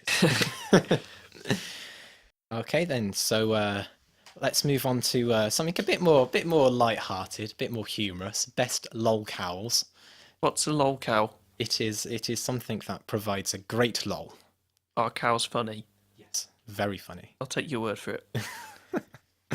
So yeah, we've already touched on this, but Taylor Swift is a great lolcow. She provided a chorus which ripped off Right Said Fred in Look What You Made Me Do. It's easily one of the funniest moments of the year. And then included them as songwriting credits so she wouldn't get sued. Yeah. What's not to laugh about that? I've got to say, another one of my favourite funny moments from her album was, I don't love the drama loves me. You liar. You liar, Taylor Swift. This is what makes Taylor Swift a lolcow. There's so much to get from her. There's so many lols to extract. And on Joe Ellis, lol extractor. But yeah, let's milk this one try. So ready for it as well. I might as well shout that one out. It's so funny. Blam, blam, blam. You ready for it? Blam, blam. It's so funny. The video also makes zero sense. I haven't watched it. Oh, it's pretty bad. I'll take your word for it. In fact, I wouldn't expect anything less. So that's my. Well, I'm gonna shout out one now, which I think you'll agree with. A song which I completely forgot was released this year, but the new Muse single, "Dig Down." Yeah. Dig down. Dig down. Dig down and find faith. The slide in it is really weird. I don't know why I find it so funny. But yeah, the song, okay. It's dreadful. I don't dislike the song. I have to admit, I don't dislike it. I just find it funny. Well, I think if I can find it funny, I tend not to dislike it. Okay, I think that's a general that's rule. fair enough. It's a bad song, though. It's a bad song. Like, Muse have been a long time coming in releasing the pinnacle of bad in their career, and this song is definitely it, I think. Oh no, I think they've done worst songs. I think they're worse songs. Like, my least favourite Muse song is Uprising, because of just how lazy it is. Recycled riffs. Lyrics that are terrible. I mean, you could say that the same about this song, so I'm not mad at you for. But at least this one's it, in 9/8 time. No, it's 12/8, isn't it? Oh, okay, 12/8. Yeah, 12/8 is less complex than 9/8, so yeah. No, they don't even get that right. Yeah. No, like this album is like the tombstone that is going to be put next to the Muse shrines in the various bedrooms of Muse fans around the world, I reckon. Yeah. Well, we'll see about the album. I just don't get Well, it. They made a song which was about the current political environment of the world a year before it's going to be on an album, which is going to be when the political environment has changed somewhat. The Yeah. things that they've written about are going to become irrelevant pretty quickly, I think. So what's the point in releasing it as a single for an album which isn't coming out until a year later? I think it was just pretty poor foresight. They should have just said, standalone single. I would have been a lot happier with them saying that. Still would have But- been bad, but... Yeah, but I did find it funny. Right, Joe, what's your next one? My next one is Fergie attempting to write sexy lyrics. Oh yeah, there was that weird bit in one of our podcasts where we got interrupted by Yeah, a radio broadcast. a radio broadcast from one of those classical music Yeah. shows. Yeah, that was weird. We probably should have edited that out. Yeah, it It was was quite there. funny. We kept it in. Do you have any select Fergie lyrics? Wow. I've got one. And this one is just my favourite. Heard you're in the mood for a little MILF shake. Welcome to the Dairy Duchess Love Factory. I can whip it up, fix it up straight away. Come in the front door, leaving at the back door. Coming in the front door, leaving in the back door. Gotta make my mind up. Which door will I use? It's milkshake, milkshake, Oh, Fergie-licious milkshake. That's not even the worst on the album. In fact, go listen. It's episode 8, and timestamp is 17 minutes. Go listen to it if you want to hear more terrible. But I just laughed. I didn't make Nick listen to the album. I've spared him that one. But when I wasn't bored, I was laughing at how just her attempts of trying to be sexy with her lyrics are just so bizarre. They're so bizarre.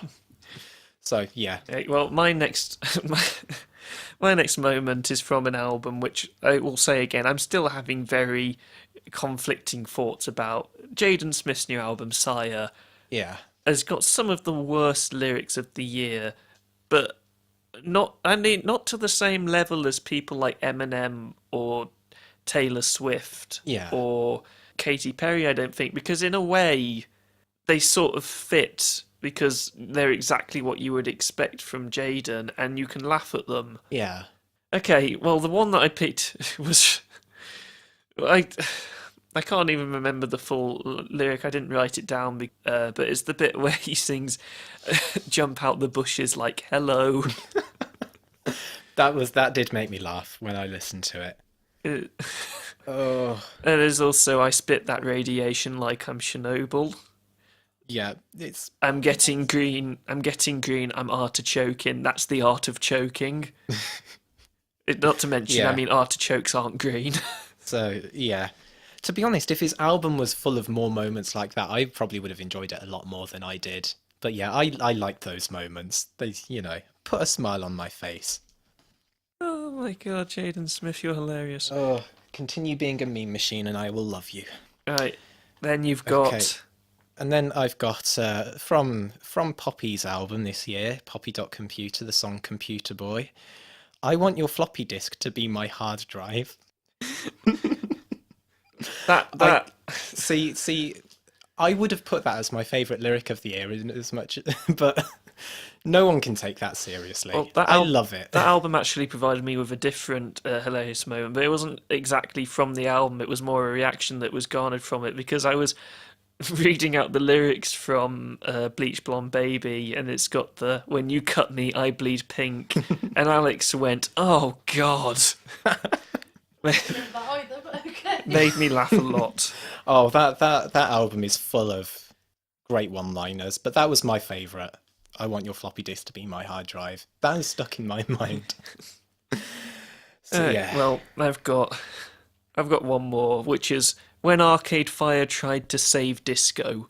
Oh, Oh, that album was...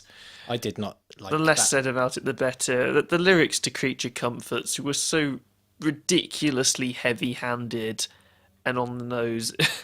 Some girls cut themselves, spend their lives resenting their fathers. Some boys hate themselves, stare in the mirrors and hate themselves. I think I remember when we did that podcast, I couldn't even bring myself to talk about that song. I legitimately hated that song. It was annoying because it started out So- really promising with that great bass line, and then it's then that lost happened. lost instantly. So yeah, them trying to save disco. It was, yeah, I'd say that was funny. It was, yeah. So another one of mine was from All Time Low's album. Dirty Laundry Looks Good on You. Made me laugh a lot. Nick's looking over to Al. Because Alex So- still hasn't forgiven me for giving that album such a low score. Okay. You couldn't take the context. Well, okay. Well, let me talk about this lolcow for a bit, because on the song, like, it's trying to be all serious. It's trying to be this serious message that it's okay to have these bad things about you in your past and like just be yourself and all that. And then it just comes, it like, oh, goes towards this moment, the climax of the imagery, and it's dirty laundry looks good on you. Oh, that's so funny. I don't understand why they thought that was a good idea. But yeah, that made me laugh a lot. A lot. What are my last lolcows? I mean, we've We talked about. we talked about Eminem sampling "I Love Rock and Roll." It was atrocious, but I did find it funny atrocious. My favorite, my funniest moment on that album was the bit where he directly compared Donald Trump to Hitler. It was so heavy-handed and okay. So yeah, I think we've done with some lolcows. We've milked some lolcows. Let's move on to more positive things again. Yeah, yeah, I think so. Artist for best lyrics. Yes. So I've gone with Julian Baker for Turn Out the Lights. Even though really my favourite pick is Planetarium, with that album, the lyrics directly relate to the music and the symbology, whereas I think Julian Baker's lyrics stand a lot more on their own. And because of that, I decided to give her the award for that. I think her use of extended imagery was really nice on certain songs, where the one where she compared her brain to having an electrician in it, her referring to her cannibal chest. Just the imagery she used to describe her depression, I thought was wonderful throughout, really. So that's my pick for best lyrics. Well, my pick for best lyrics is a bit of an interesting one because the other day I listened to A Crow Looked at Me by Mount Eerie for the first time after half a year of not having the courage to listen to it because, I mean, for a start, the subject matter is, I don't think it's something anyone really wants to have to listen to, and I have sort of mixed feelings on this album because, on the one hand, I think it's somewhat very important and poignant, and I think the fact that Phil has been able to bring this out brings it's sort of a revelatory moment for personal songwriting. I think that this could be released, but at the same time, I hate this album. I hate that it exists. I hate that he's felt that it has to exist to be able to let his emotions out. I hate that a daughter is going to grow up without a mother. At this point in my life, I've never really had anyone die in my family before, which has affected me personally. My grandma died, but I was never that close to her, and now it's looking more and more like my granddad might pass away soon.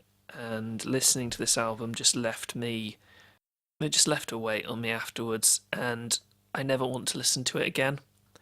But the lyrics to it, I think, it may be through the delivery as well, but the fact that the lyrics have left such an impact on me, I guess, I wanted to recognise them somehow, and I realise this album's probably not for everyone because after finding it so affecting, within the space of 12 hours, 3 different people told me that they didn't like it, which was a bit of a bummer, but yeah, well, for the longest time it was Julian Baker for Turn Out the Lights until I brought the courage to listen to this because I do agree with you, Turn Out the Lights has got some truly remarkable lyricism on it. In fact, moving on to our next category, Best Individual Lyric, Julian Baker actually took the top spot for that for her song Close on My Back. So there's so many songs on her album Turn Out the Lights I could have picked, but I chose this one in particular, and I got Oh, I don't even know how much to take from this final verse because it's such a powerful moment on the album. But when it won't leave me alone, I'm better off learning how to be living with demons I've mistaken for saints. If you keep it between us, I think they're the same. I think I can love the sickness you made. 'Cause I take it all back, I changed my mind, I wanted to stay, I wanted to stay. I think that's another one that's to do with the delivery as well, because the way she belts it out at the very end of the album, it's very lasting in my mind. Yeah. I don't have a pick for best lyric. That's a great choice, by the way, Nick. But Well, I've got a couple of Okay. others which I'd like to mention quickly. First of all, Matt Berninger, Berninger, I think it's Berninger, I think. I don't know. from The National on their track "The Day I Die." The bridge of it, if I remember it from memory, I get a little punchy with the vodka like my great uncle Valentine Jester did. That bridge, I'm just like you, Valentine. I think that might just be because we finally find out who the Valentine Jester is that Yeah. they refer to on It's Alligator. more like one for long-term National Yeah. fans. And then Yeah. there's Don McLennan's verse in Milk at Yeah. the very end is probably the best rap verse this year for me. I won't repeat it because it has various words in that I can't say. Yeah. No, I think all of them are great picks. For me, with lyrics, there were so many great ones that I just couldn't pick one. I couldn't pick one, but there've been some great ones. Just another one I do want to shout out is Coitus by Baths. I don't know how comfortable I am just saying the lyrics out loud myself, but I think that is an amazing track. And I think any song that's about sex, which manages to present it in a tasteful way, Yeah. gets a win because there's so much of it So in much the trash. in the charts. Yeah, and that song was really like breathtaking, really. It was beautiful. So yeah. Let's go on to artist for best production. Yes, this one was not a difficult choice for me. And just for the record, I completely agree with you on this one. Yeah. So, To the Bone by Stephen Wilson. I do think, I would warrant saying it's probably the best album I've ever heard. The depth to the sound on that album is extraordinary. Literally every single note is dynamic. When you say best album you've ever heard, you mean heard as in production wise? In terms of production, yeah, because I was going to say Planetarium's your favourite of the year. Yeah, because I mean, the songwriting on To the Bone by Stephen Wilson it isn't his best. No, it's not bad. It's not bad at all. It's a perfectly pleasant album, but it is one that I think is made something you might want to listen to because of how it sounds. Yeah, because there are so many tracks which just sound incredible, so many vocal performances that just come to life. Like one of my top songs of the year came from this album, Song of I, which is probably the one track that left the biggest impression on me. it's a good track. Just from how the depth to each sound really highlights this kind of eerie atmosphere of one of like stealth and one like there's something missing a foot, and that atmosphere was really drawn out from the depth of the sound, which is the album's key strength, which is why it was the song's key strength as well. But I just thought it was an amazing sounding album. All I will add is that Stephen Wilson, everything he touches turns to gold. Yeah. Musically or production wise, and I've never heard a harmonica sound more striking than on that album. I would like to give a shout out once again to Jaden Smith for the fact that the production on his album is one of the things that makes it good. It's quite easy to listen to, ignoring the fact that Jaden Smith's lyrics are utterly god awful and some of the songwriting isn't great. The fact the production on it is so fantastic made it easily listenable to me. Yeah. You've put in best album for storytelling / world building. Okay, so when I initially made these categories, I initially just put, I'll admit I was being greedy. I did just put a best concept album category, but then two of my favourite albums of the year were ones I wanted to put in that category, but then I realised they were like slightly different in what they achieved, and that one was to do with world building and one was to do with the concept and how well it was executed. So I have done a category for best story / world building, and I've put Cold Night in Soho by the Tiger Lilies, also one that we did in our very first podcast, and I gave a very, very glowing review It to was a that one. great album. So this album did leave a very, very strong impression on me, and that was just through how engrossing and expansive the world of that album was. The Soho they painted. Well, it starts off with the song Salvation Army. The Salvation Army goes to Soho, but then they just get completely and utterly corrupted by the debauchery that's going on there. And then just stemming from that, the album explores just like the very nihilistic side to the atheist philosophy, and then into just drinking, gambling, bar fights, heroin, prostitution, basically everything that I suppose you could consider some kind of sin. And it made the Soho that they painted more than just cold. It was wintry. It was dead. It was just complete nihilism, and it did leave a very, very strong impression on me. So yeah, that's my pick for best story and world building. Oh, my pick for best story and world building is also, I would put under best concept album, I think, and that is, we've mentioned it already, The Assassination of Julius Caesar by Ulver. While I do think that The Tiger Lilies is an extremely good shout, it didn't stick with me as much as it did for you, I don't think, whereas The Assassination of Julius Caesar did. Yeah. It's the only reason I've put it above The Tiger Lilies, though I do think that your choice is a very, very strong one. I just found that the tones of the music fitting with this story worked so well, and it was so surprising and so engaging. And there's sometimes with albums where I'll get distracted from just listening to them straight through by something. With this, it was like listening to an audiobook. Yeah. Personally. Yeah. If we move on to best concept album, where I say I've got this as my best concept album as well, I do want to give a shout out to A Black Mile to the Surface by Manchester Orchestra, because I thought that the lyrics to that album just wove such a sort of deep web of connecting events, which sort of leave it up to you to place the order and like unravel this story that he's trying to tell. And it's sort of like a puzzle. In that it does require effort to piece it all together. It's not told straight like it was more or less on The Assassination of Julius Caesar. And while I do recognise that some of the themes in it are a bit too hard to grasp, I still think it's a wonderful effort. Oh, it was a great album. I really enjoyed it this year, but my pick for best concept album is a long time coming. Gonna be no surprise to anyone. Planetarium by Sufjan Stevens, Nico Muley, Bryce Dessner, and James McAllister. I talked for way too long in our podcast episode about it. I did a 26-minute video about it, telling everyone why it's amazing. So no one can disagree with me. No, let's say if you want to hear Joe's opinions, just go and check out his video on his channel. Yeah, I mean, I didn't even talk about everything in that video, just anything that would keep people's attention, I thought. But there's, like, when I listen to that album, I think of new, well, like the interpretations are the same, but kind of different facets and different ways that it can be explored. It's such a fantastic album. I think it can be listened to in so many ways as an ambient album, as a symbolic album with all the symbolism that's going on, as an exploration of space. I found it just incredible. So I'm going to leave it there, because otherwise I'll go on for way too long about it.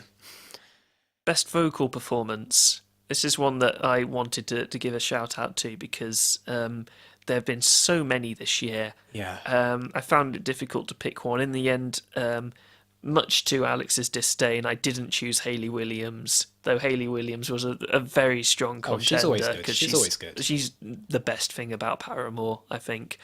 Also runners-up were Sufjan Stevens for the track Mercury and Josh Homme for Villains of Circumstance.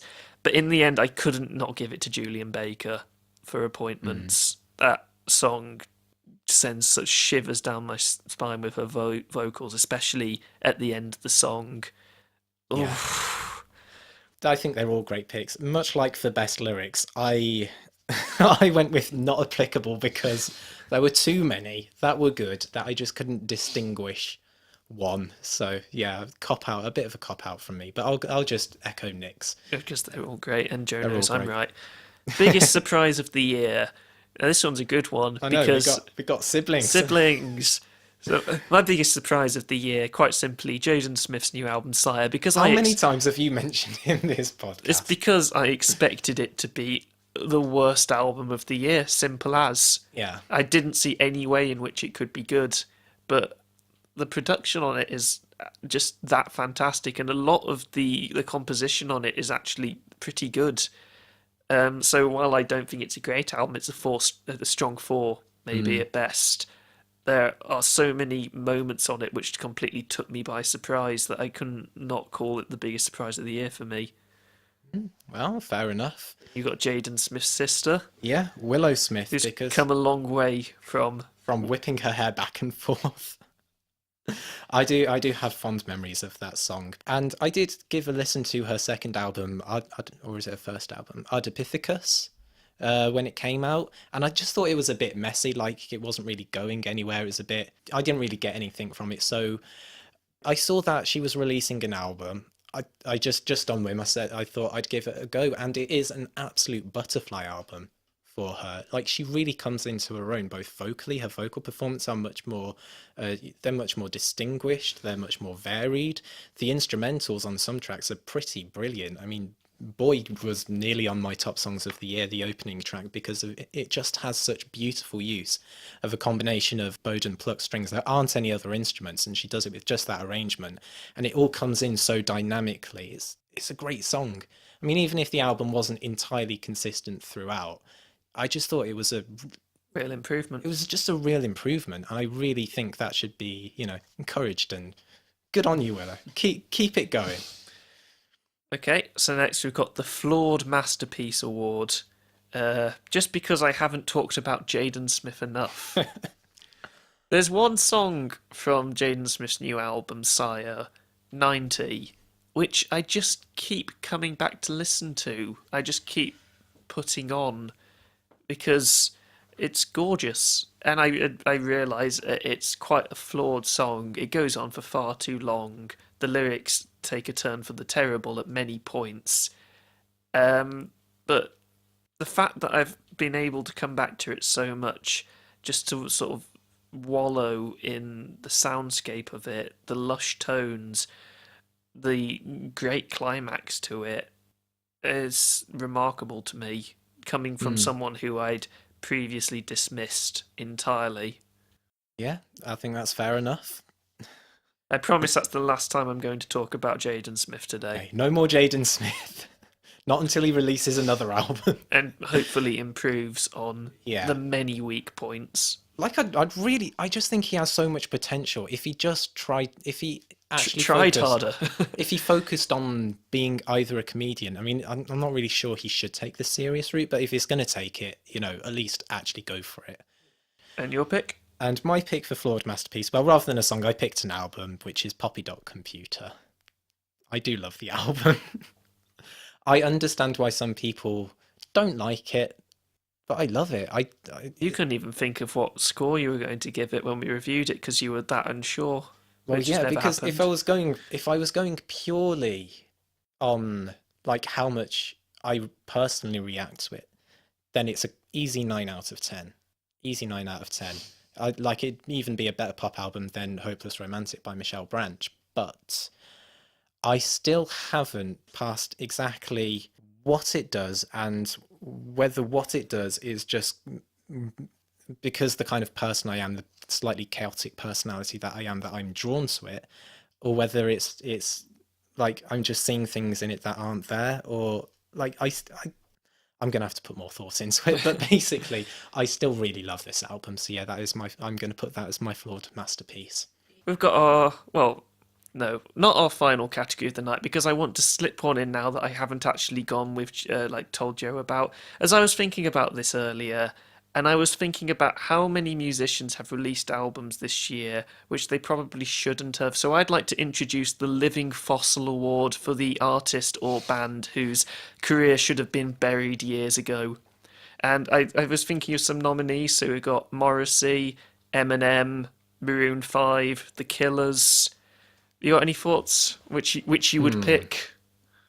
Because while you're thinking, I'm just going to say outright, I'm going to go with Morrissey.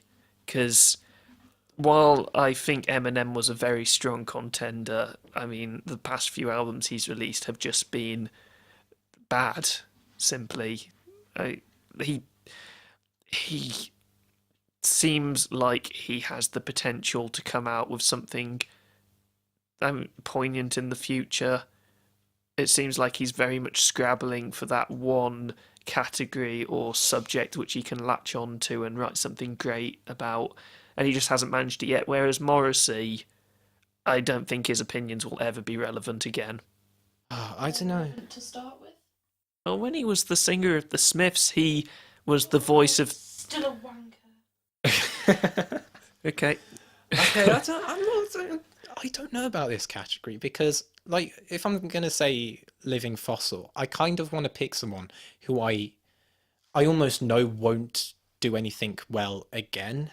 So, I mean, as much as I really have the thing is, I've never cared for the Killers, so I'm not really sure I can say that when, you know, I never cared for them to begin with. I think Eminem is probably the best pick because he hasn't been good for a while. He doesn't, well, basically, I'll echo all your points. Really. Like, his subject matters is either going very hammy or just going off the talking points. Yeah, like, there are a couple of old rock acts which I could have picked, but... Yes should never make an album again. Yeah, but they didn't make an album this year, did they? They made one last year. Last year's was pretty bad. Yeah, it was last year. If they'd released one this year, I would have chosen them. We'll move on to our final category, which sort of mirrors best lolcows. We've got best moments. The moments of the year that stood out to us most. Yes. Shall I go first with one? Okay, so If You're Here by Cornelius, I've already said it's my favourite track of the year, but specifically the two guitar solos. Yes, it is so good. I don't know how he does it. Such simple three notes are so satisfying to listen to. It's amazing. I don't know how he does it. Okay, so both these guitar solos sound completely improvised, but everything falls in place just so perfectly that it aligns themselves just away from the keyboard so they stand out but sounding entirely congruent at the same time. It's just absolutely meticulously crafted, both solos. It sounds like a random bunch of notes, but I can remember each one just so clearly in my head. I just think both guitar solos are fantastic in that song. So that's my first pick for best moments.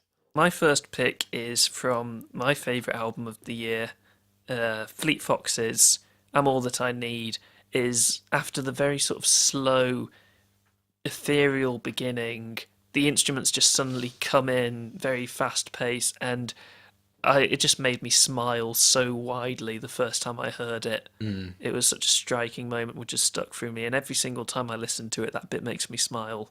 Yeah, I agree actually. That bit does make me smile as well. It just comes in with such force against like the very solitary opening. Yeah. Yeah. It's so unexpected. Yeah. It's amazing. Yeah. Okay, my next pick was from A Cold Night in Soho by the Tiger Lilies, which I've already talked a bit about, but in the final track, there's in the album, there's a kind of semi-story following this prostitute as, you know, she leads her very terrible life, and in the final track she dies, and there's just a moment that just gives me chills. Yeah, this bit, you know, you'll say something gives you shivers up your spine. This did that, but in a way completely unlike any other moment I've heard this year. It wasn't a satisfying chill up my spine. It was a completely unnerving. Yeah. So the instrumentation fades, which is fantastic, by the way, fantastically morose and just dark. And it's not abrasive, but it's just that it's quiet and chilling, but it just like drops out a little. And then the lyrics, I called her Tiger Lily, is so striking. It doesn't matter if that was posthumous, like when they created that name, but it's just the way it's almost like a statement of saying this is our band, this is what our purpose is. It's just an amazing finish to the album. It left a huge impression on me. So yeah. I'm going to talk about. Well, I mean, I've already talked about these two earlier, so I'm going to mention them again briefly.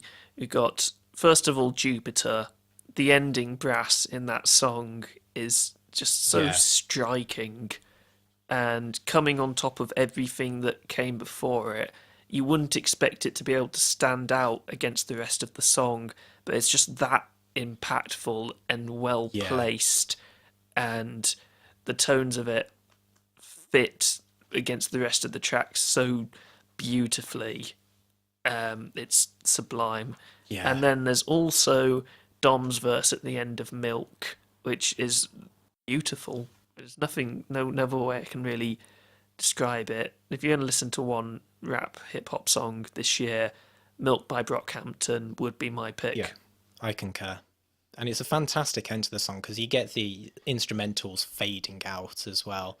And it's not like a strong fading out, but it just allows Dom's introspection to be that And more forthcoming. I mean, it does contradict the rest of the song. That it sort of faces up against the whole "I've got to get better at being me" element of the song, but not in a way that's jarring. It really simultaneously contradicts and complements the rest of the song. Yeah, It's just amazing. yeah, I agree. So yeah, another one of my moments is almost a little bit of a controversial one because it's one from Planetarium, my favorite album of the year. But Saturn appears to be a track that's a bit Marmite. Yeah, I But didn't like it at all. yeah, but I think that's within the nature of the concept of the song because it's based on the story of Cronus eating his children because of a prophecy that one of them would overthrow him, which is one of the most atrocious and disgusting things someone or something could do. It flies in the face of evolutionary psychology, one of the strongest known bonds being the parent-child bond. It's the kind of thing where a human would, like every single human out there, or at least, the vast majority, 99.9%, would say, like, I would never do something like that. That's the whole reason why the myth of Cronus was so, well, it's basically become canon. It's so up there with mythology. And so what Stevens does here is a very, very, very daring thing.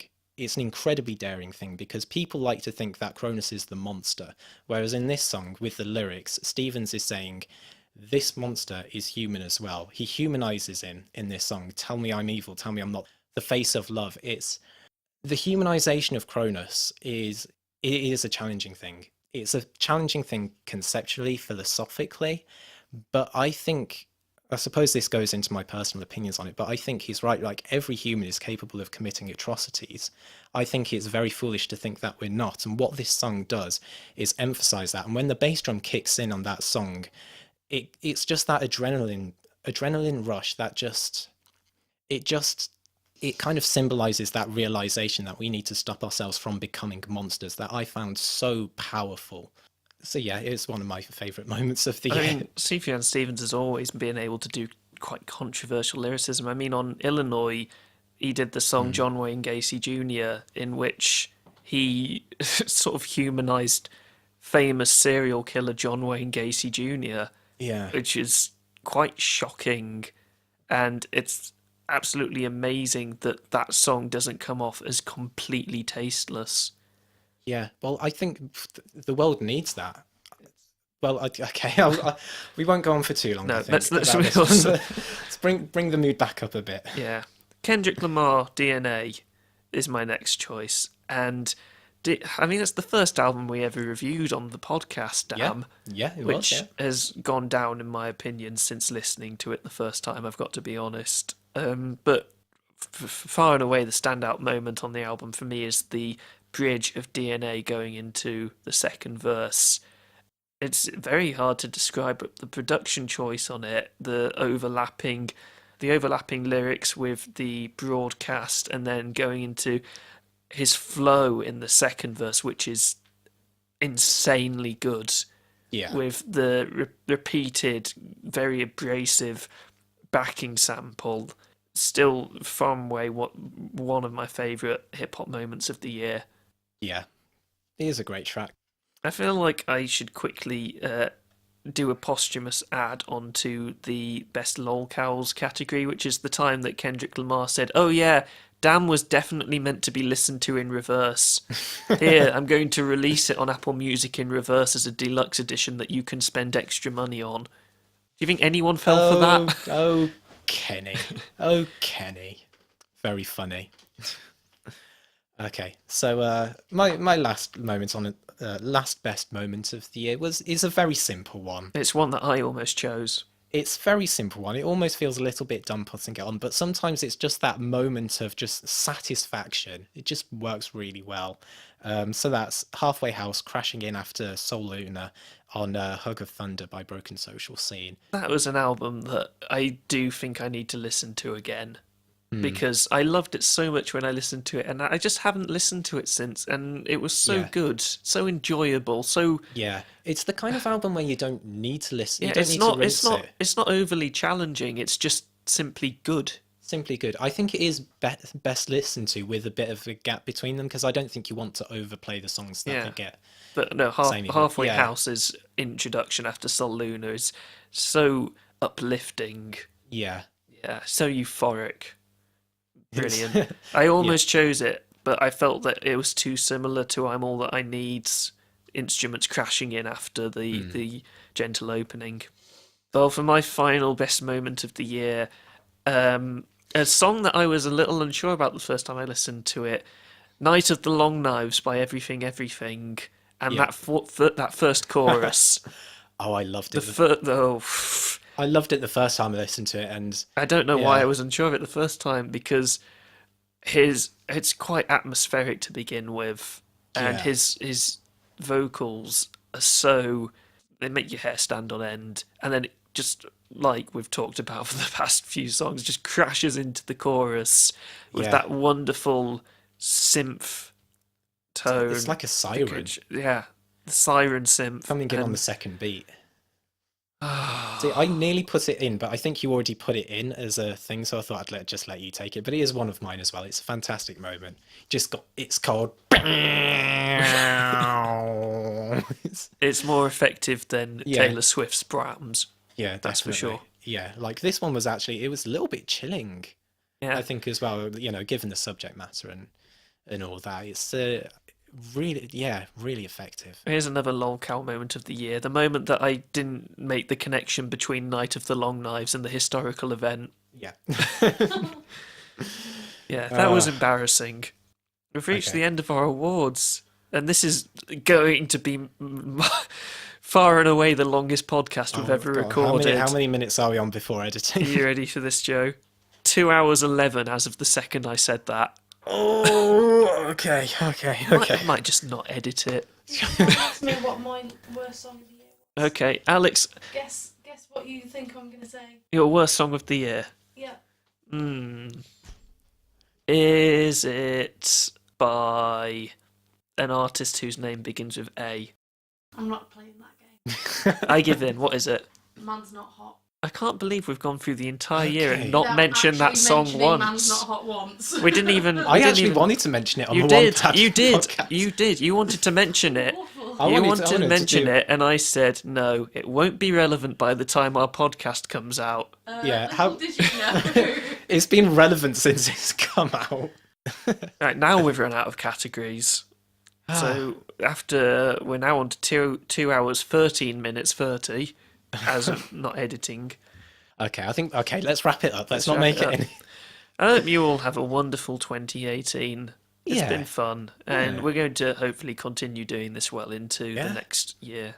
Yeah, I hope so. We'll have a lot more new albums, some new great albums, some new terrible Yeah, albums. there are already some albums coming up that I'm very excited for. I haven't even looked at what's coming up. There's a new Typhoon album coming up. I'm Ooh, okay, very okay. excited for that. I really did enjoy their last album. So okay, we need to stop talking. Stop talking. Stop talking. Happy 2018, everyone. Yes. I've been Nick. Do you mean 2017? Because that's what's. This is Yeah, coming finished. out in 2018. Okay, well, I hope you had a happy 2017. Have a happy 2018. I've been Joe. I've been Nick. Alex has been here. She's been interjecting every now and then.